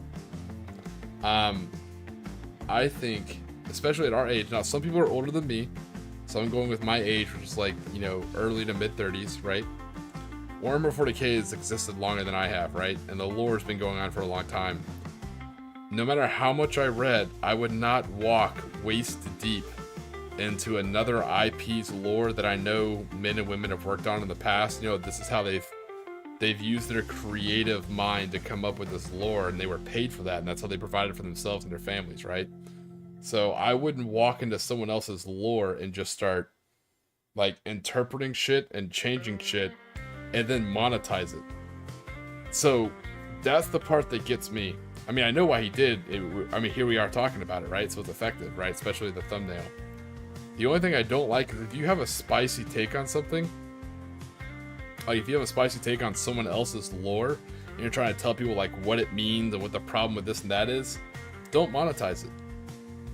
You know what I mean? To me, that's the weird gray. It's the same thing with Midwinter minis. You know, when he's trying to tell you about, like, you know, playing a certain faction could invoke certain feelings in certain people who had family members serve like 50, 60 years ago, and it's important to, you know, keep these considerations.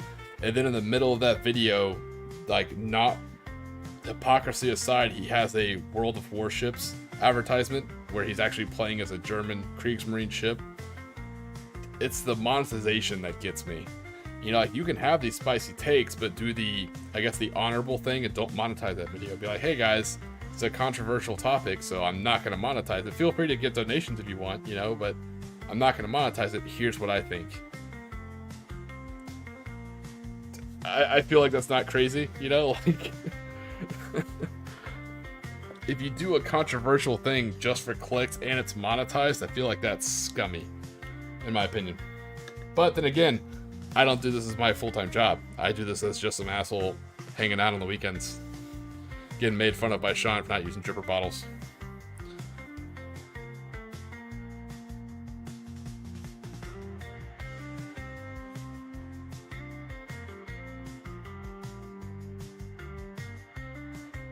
Yeah, Commander, I agree with you. That's exactly what it is, yeah. I said nothing against the guy. I said this is his full-time job. I understand you know, hustle, I guess. Respect the hustle. I don't know. Like, I just think it's weird. Like, I wouldn't walk into someone's hobby, you know, because there's people who've been playing it longer than me, and tell them what they are or what they think. You know, I don't know what you think. You know, I have no idea what Commander's thinking or what HS is thinking or what Sean's thinking, you know, or Evolution. I don't know what you guys are thinking. I don't know who you guys are. I think you're cool. You know, the parts of you that I've met. You know, you could tell me what faction you're playing 40k and it wouldn't alter my opinion of you or make me form ideas of what you support. That's just such a weird take. I don't know, man. Anyways, let me get back to what I am. Usually I don't dabble in stuff like that, but I know it's kind of like it's a second one. That's what it is. I think that's why it's sticking with me, because Midwinter had his spat and then this guy put his out and I'm like, oh man, what's the third one gonna be? You guys got to remember, I left 40k to go play D&D, and then I left D&D because I saw what was coming. Oh.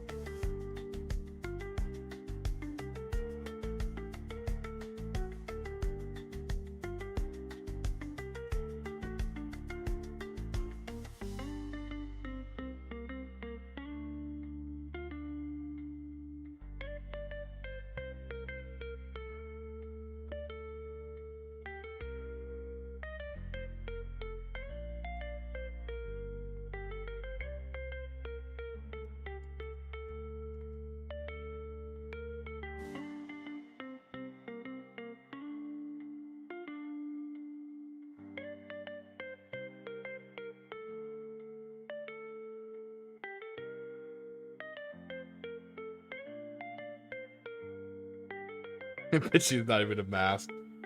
Well, you know, to be fair, two people are gonna see me on the 30th. You know, Trooper and Irish. They're gonna see me be like, "Hey, look, it's a out of shape, washed up has-been." You know, I'm like, "Yeah, that's me.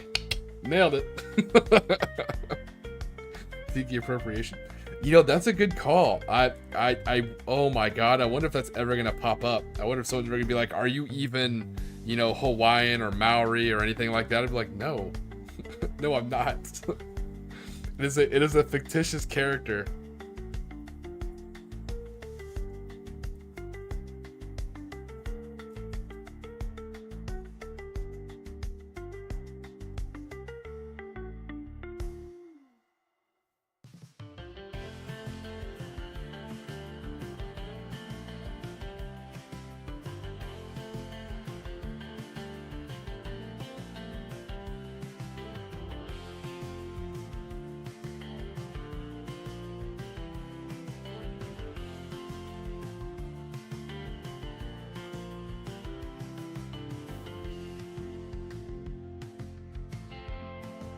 Yes, yes, HS. I was, well, not really MP, but security forces. But yes, similar thing for the Air Force. But yeah.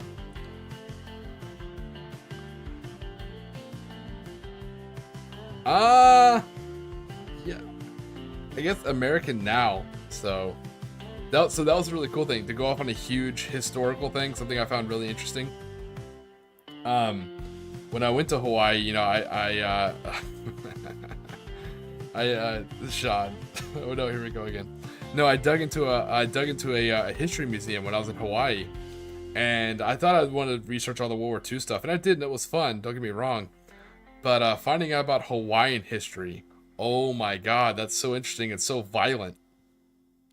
As well as things where, like, you think of Hawaii, you think of like a peaceful, you know, land, and people have always been super chill and relaxed there. No, King, if I'm pronouncing it correctly, Kamehameha, That man literally sailed from one island to the other and just beat them into submission with like brutal force. It's absolutely insane. Something that I don't ever seen taught in history books. Like I had to go to a museum to learn this. Yeah, the history of Hawaii, like the Kingdom of Hawaii, is absolutely violent. Like extremely violent. So I highly recommend reading it. It's super awesome.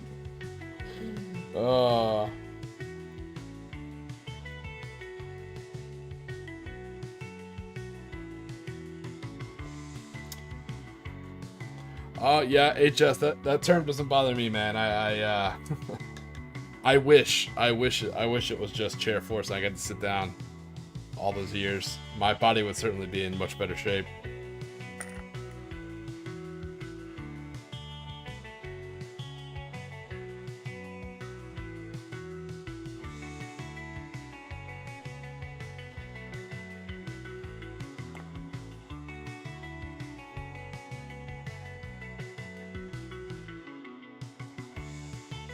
Sneakers. Oh man.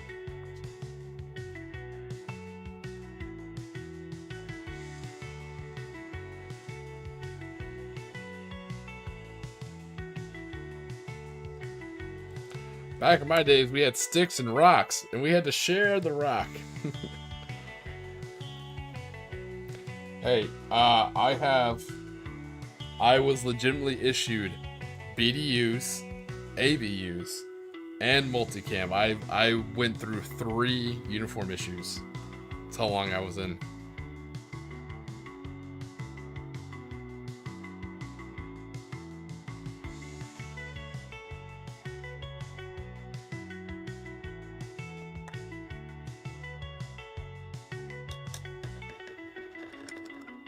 When I say multicam, I mean, you know, OCPs. But I'm not a fan, but I like the camouflage pattern, especially for where we used it at. Sure, you know, but I did not like the zipper or the weird slanted pockets. That shit was so annoying. I liked the BDU top, you know, that came in, you know, BDUs and ABUs, like the four button coat, you know, with buttons. Yeah, go figure. Buttons on a military uniform, field uniform.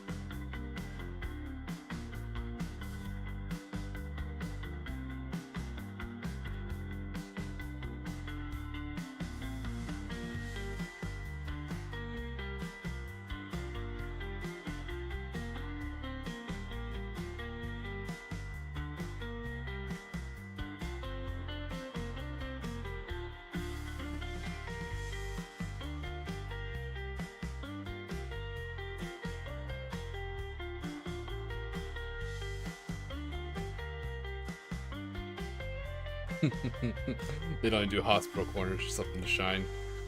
Shining boots is a lost art, 100%. Same thing with shining brass. Oh man, the smell of brasso and a towel on a early Sunday morning.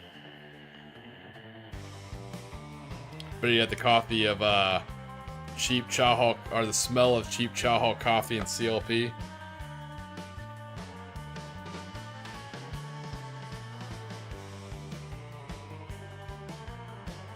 Nice, HS, that's awesome.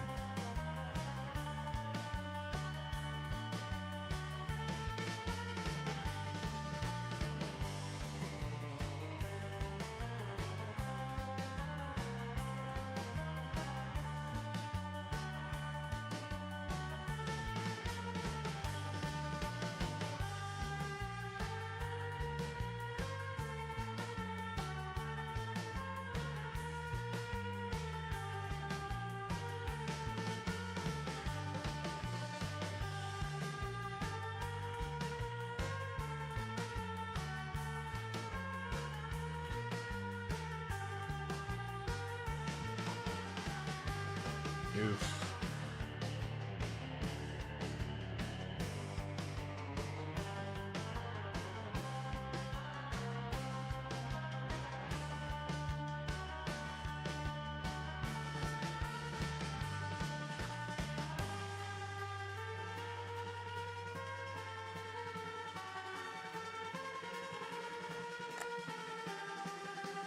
I don't miss shiny boots. I'll tell you that.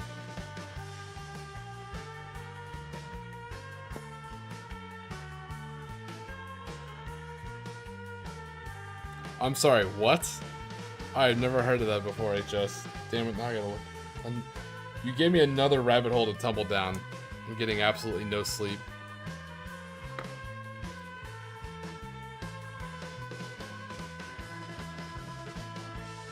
I might as well just stay up and paint the whole time until I gotta go to work.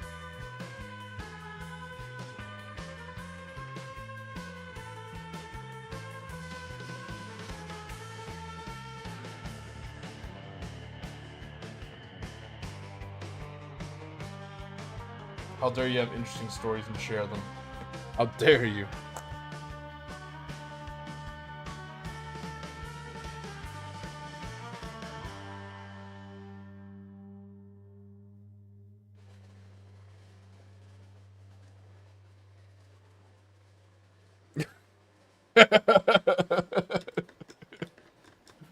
Oh my god.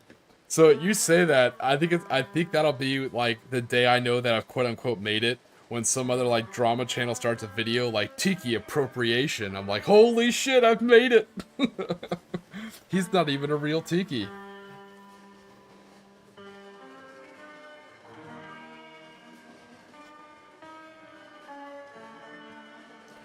And you guys know the story, like the name Tiki the Hut literally just goes all the way back to just playing Skylanders with my wife one day. You know, looking at the Double Trouble model and coming up with a different name for him. Like, I'm gonna call him Tiki the Hut instead of Jabba the Hutt. Tiki the Hut, Tiki Hut, that's hilarious. And then like 10 years later, I'm like, oh, let me use that name, you know?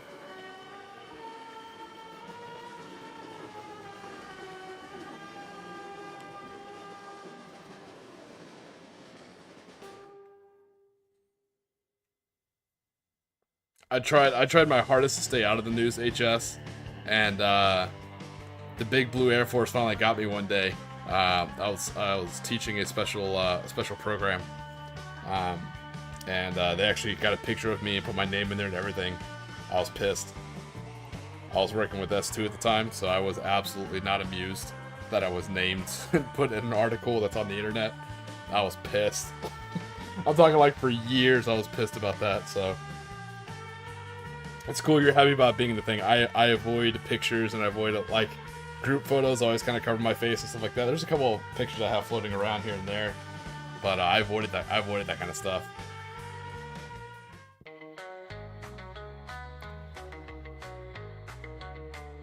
As you can tell, as I hide behind my Tiki mask, I enjoy my anonymity.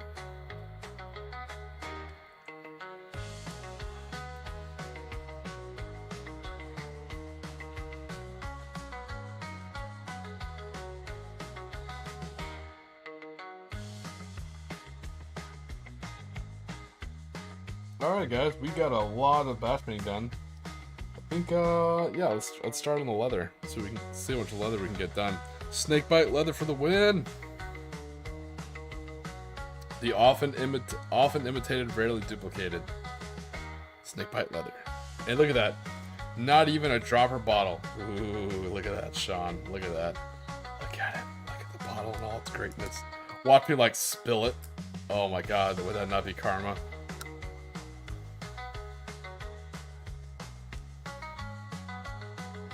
I have, actually. Yeah, I did. I actually donated a lot of my old stuff to Civil Air Patrol, and I taught a couple classes for Civil Air Patrol in my area. And I actually help out in the Coast Guard Auxiliary as well, so familiar. But, you know, I was never a Marine, never dabbled with the Marine Corps ever, so I've heard of it, but not familiar with it.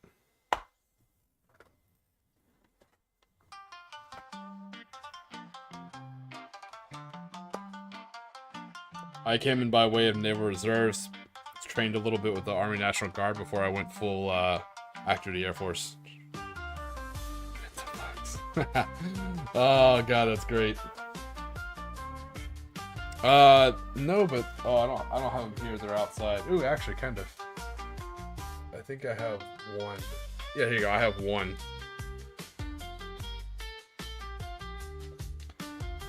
So one of my favorite things, speaking of appropriation, So you guys have seen them. Those are my pin markers.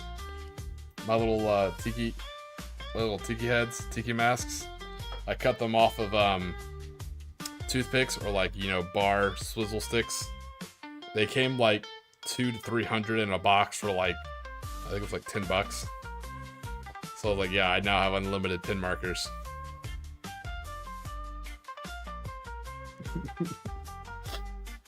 Oh, I love it.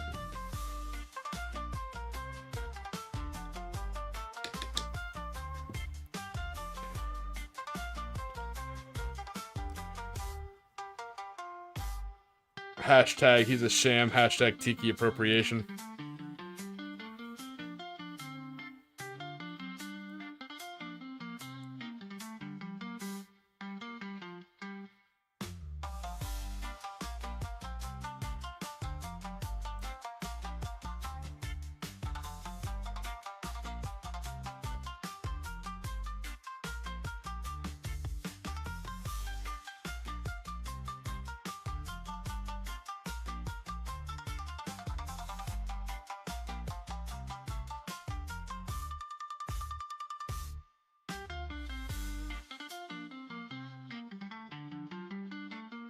Actual Tiki Graves.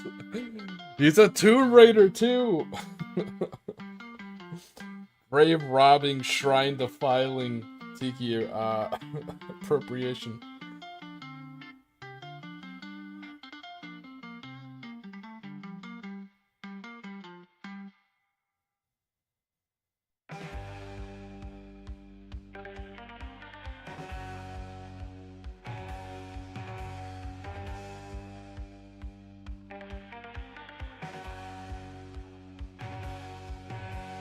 Oh yeah, I love snakebite leather, man. My favorite contrast paint. We had a whole protest and everything. So it's funny. So super funny you mentioned that. I don't know. Tiki torches just never seemed a good idea to me because they're not like strong and they blow over and things catch fire. So you know what I use instead of tiki torches? Actually, out like on my patio. You might get a kick out of this. I actually got the idea from Sea of Thieves. But I take empty rum bottles and I just kind of like spray paint the outside of them like green, blue, whatever color I want. And they sell these conversions for like a standard bottle, like wine bottle or alcohol bottle. And you can pop in your tiki torch like wick and everything inside the bottle. And so then I just take like jute string and just like kind of wrap the bottom in like twine and stuff like that, you know, to kind of give it that nautical look. And I just have these empty rum bottles filled with like what was that, citronella oil or whatever, that tiki oil that also fights, you know, mosquitoes or keeps mosquitoes away. So I actually don't use tiki torches, I just use empty rum bottles, which I think is a little bit more on brand, I guess.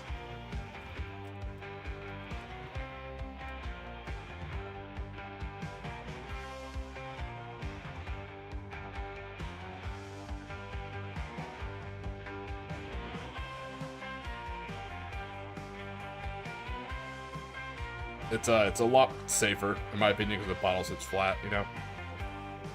Tiki torch can get knocked over.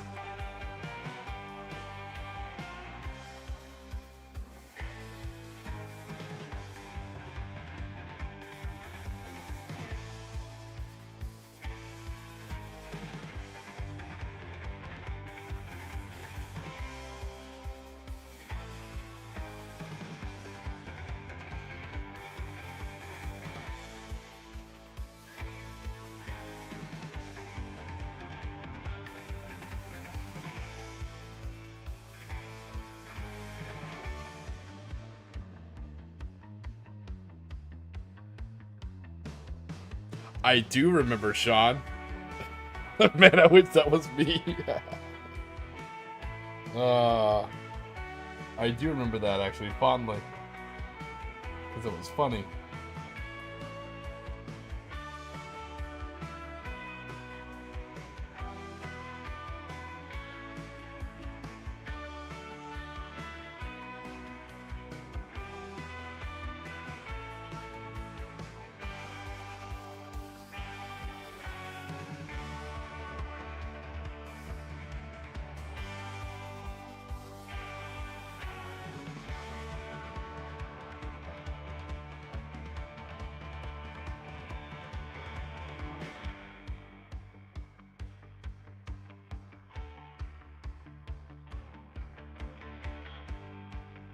Yeah, so you can just take empty wine bottles or empty rum bottles. It's like this little like it's a special like metal conversion piece that fits into the top, and then you just literally put your little tiki wick, your torch wick in there, and it comes like a little thing. So when you're done, you can just blow it out and put the cap back on it, and it goes out. It actually looks really cool too.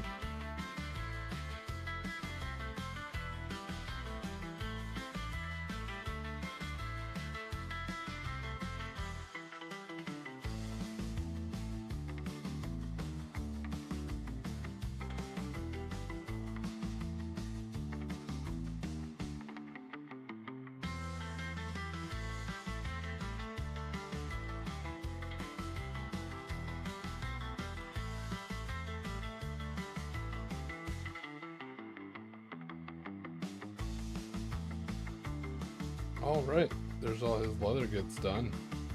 Oh, so he has his boots. Do I go to his boots? Nope, he's got black tabby boots.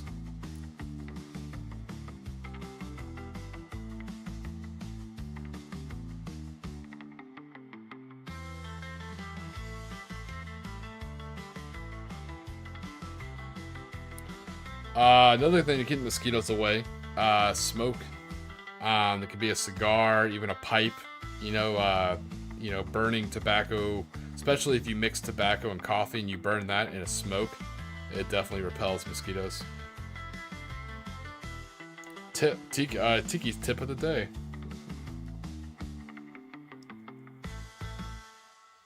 That's why anytime I go like hiking and stuff like that, I'm always smoking the whole time.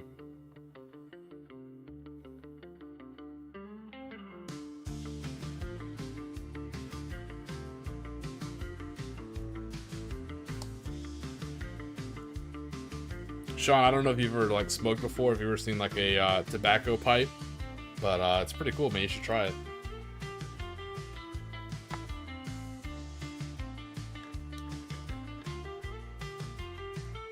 Highly recommend it.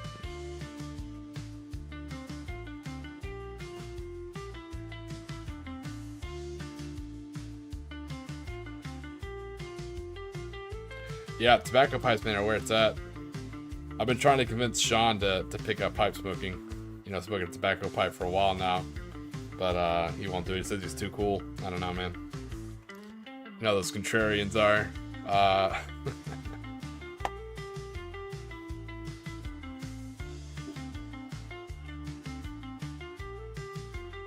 There's nothing wrong with like a nice long church wadden like this.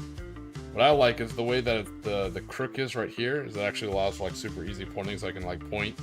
You know, when I do like my bat rep, like, oh, that guy and that guy and that guy. A lot easier than pointing with like a little pointer stick. Plus, you got a pipe handy. It's a win-win.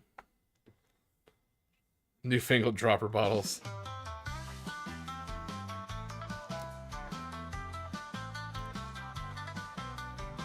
No, I can appreciate. It's the same thing with the guy who said something about day drinking. I can appreciate where it's a vice for a lot of people, you know. But you know, it's a legal, responsible choice, you know. Depending where you live, some places in America actually still have dry counties where you can't buy alcohol. But you know, if you're of age and you want to take the risk and consume fermented beverages or smoke, you know, tobacco, then you know, by all means, I do it. I enjoy it.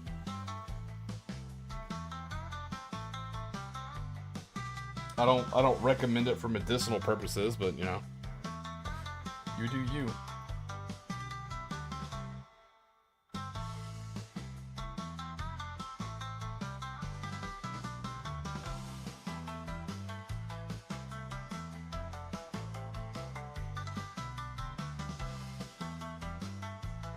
Definitely more authoritative with a cigar. There's nothing like being that stereotypical NCO with a cigar, you know. You're just like, oh yeah, you feel like bulletproof.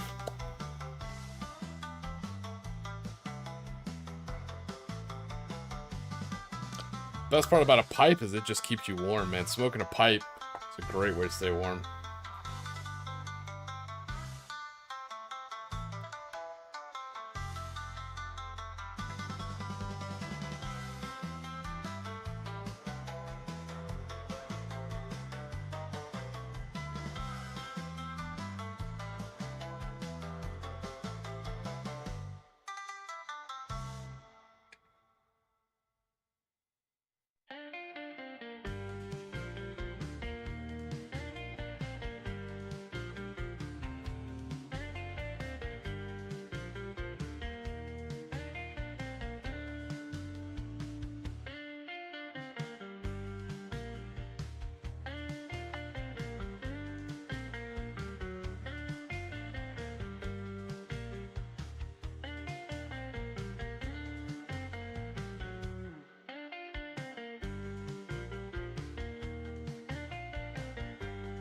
It's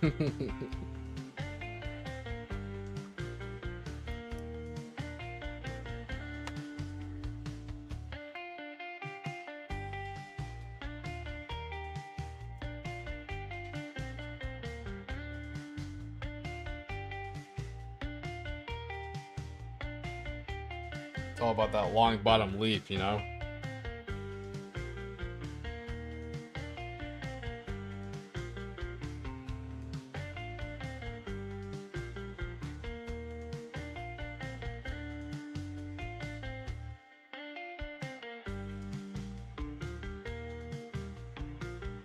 We got a lot of progress done on these guys that have been batch painting. It may not seem like it.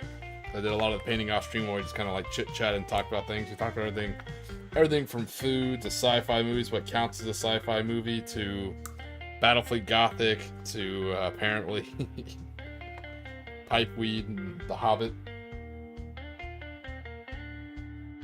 It was a fun, super laid-back chat session with you guys.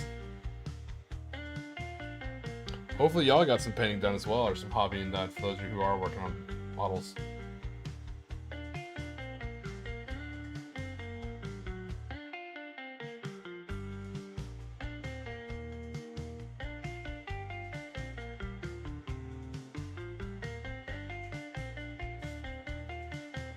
Oh yeah, no, 100%.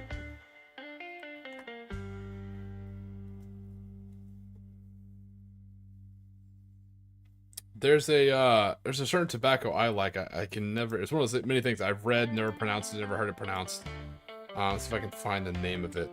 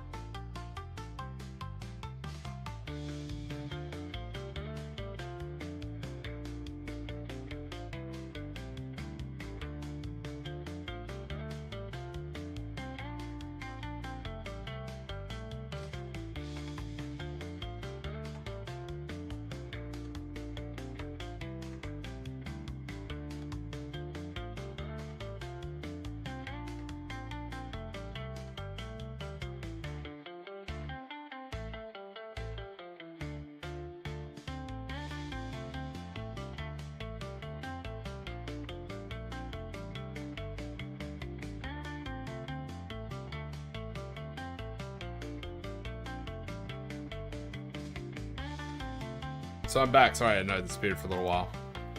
So this is the tobacco I'm a fan of. It's never heard it pronounced. Perique, I want to say. I know it comes from Louisiana, so it probably has some type of French pronunciation. I'm not even going to try and mispronounce it. But it's a very, very strong tobacco that generally comes from like one parish in Louisiana. Very, very strong. Very good. It is by far my favorite type of tobacco.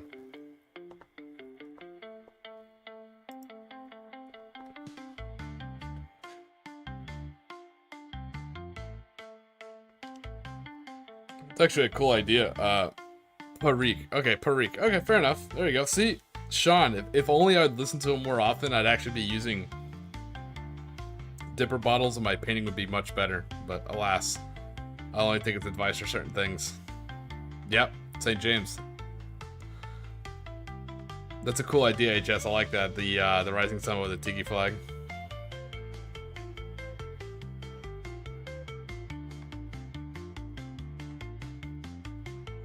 But that tobacco is very, very strong. It's generally my preferred style. Very strong, very spicy, very... it's funny because also when I drink coffee, my favorite type of coffee is coffee with chicory. You know, again, because I grew up on that Texas-Louisiana border.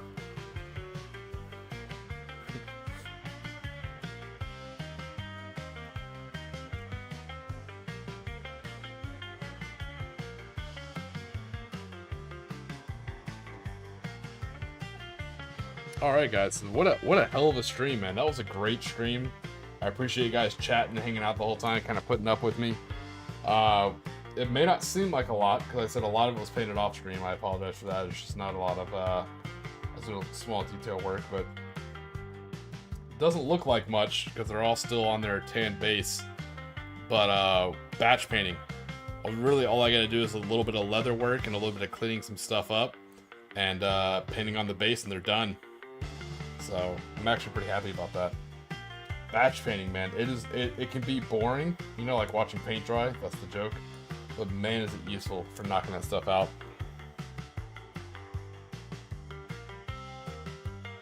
He's like, no, I'm just a nerd. Hey, what's going on, 21? Glad you were watching and chat with us, man. Glad you were able to catch it. I'm just super happy how the officer turned out. Like I said, I still got to put some grass tufts on the base, but the way that emblem came out on the front of his helmet. Hold on.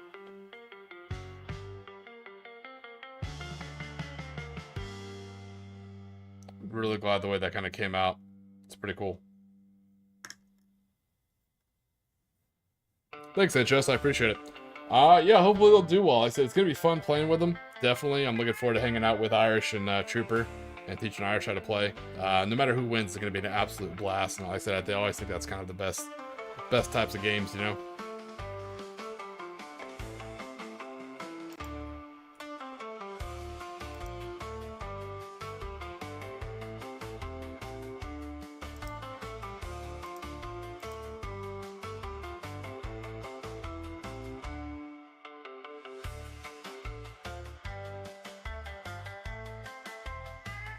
It's actually, so on the officer, good eye, it's actually a Luger holster. 'Cause again, you can tell he has a German submachine gun. So he's basically, the way I look at it, he's kind of like a military advisor, kind of like a swap between Germans and Imperial Japanese. And so while they're observing and reporting about the other unit stuff, they kind of, you know, get given gifts and stuff like that, or kind of take stuff from the other military and bring it back to their guys, you know.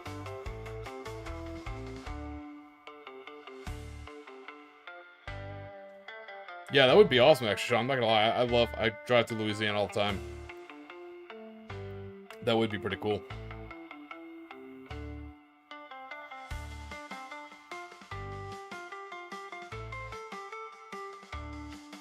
But, yeah, so like I said, we accomplished what I wanted to this weekend. We got a huge chunk of stuff knocked out. These are the last 5 guys that I had to finish for this 750-point army. Pretty excited for the game on the 30th. I think, yeah, we will be streaming before then, I want to say, right? I think so. Yes, I'm Ron Burgundy. Yes, I think we will have a stream before the game. Yes, we will. Sorry, I didn't think about it. Yeah, we will have one more set of streaming before the game. I'll probably be building some terrain and getting my terrain in order for the game, so you guys will get to see some of that stuff, which is pretty cool. I actually have this really awesome bolt-action approved terrain. It's pre-painted.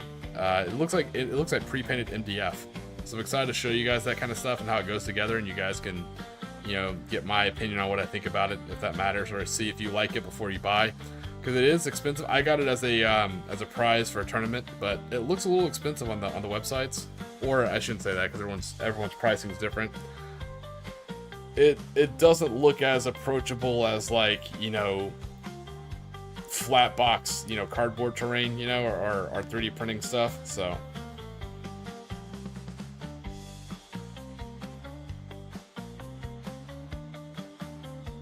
with that being said, like I said, it was a great stream. I enjoyed chatting with you guys. Sorry I was a little quiet in the beginning. I was a little tired from work, but like I said, just chatting with you guys. Especially, I think once someone mentioned Battlefield Gothic, it's like I got a kick in the pants and like all the energy of like a of a rip it. And I was just like, Battlefield Gothic, man! And started like rambling on forever. I think that was the start of me rambling, and then we just waffled into all the topics we did. Great stream. We got painting done and we chatted, and that's all. I can't tell you what a dream this is, man. This is all I've ever wanted. I get to sit here on my off-duty time, you know, paint some models, and I get to chat with some people. It's super cool. I highly recommend it. If you guys ever have start your own channels, please do stream. Let me know when so I can watch and chat with you guys too. It's a blast, and you guys make it a lot of fun. So if you guys are headed off to sleep, I hope you get the sleep that you desperately deserve. That's where I'm headed. so I can actually get some good sleep after I look up on why HS was blowing up bridges. That'll probably be the first thing I look up before I fall asleep. If you guys are headed into work, or if you're at work, I hope you have a great day at work. I hope it goes super chill, super relaxed. I hope no Karens start any drama or anything like that. And as always, I hope you guys stay safe, stay hydrated. Don't forget to relax today, because you're on Tiki time. Shipwrecked soldiers on wooden sand, Type 30 rifles in hand, hula gals with sunburned smiles, no war drums, just beach for miles. Ghost park by Tiki lights, shadow dance in tropic nights, sand beneath where boots once stood, paradise ain't so misunderstood. Lost in waves and hula tunes, tiki drinks and months of moons, forgot the fight in distant lands, just surf and play with tired hands. Bunkers built from palm and hope, coconuts and crude soap, imperial dreams fade in sun, warriors turn beach bums.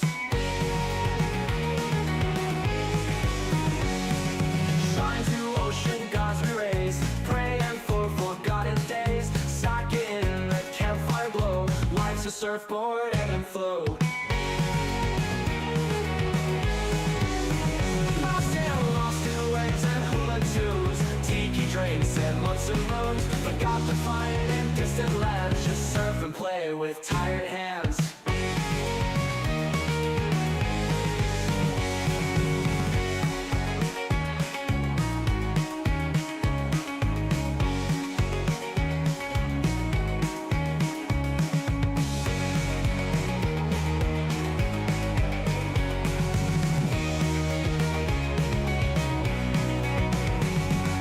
Lost in waves and hula tunes, tiki drinks and months of moons, forgot the fight in distant lands, just surf and play with tired hands.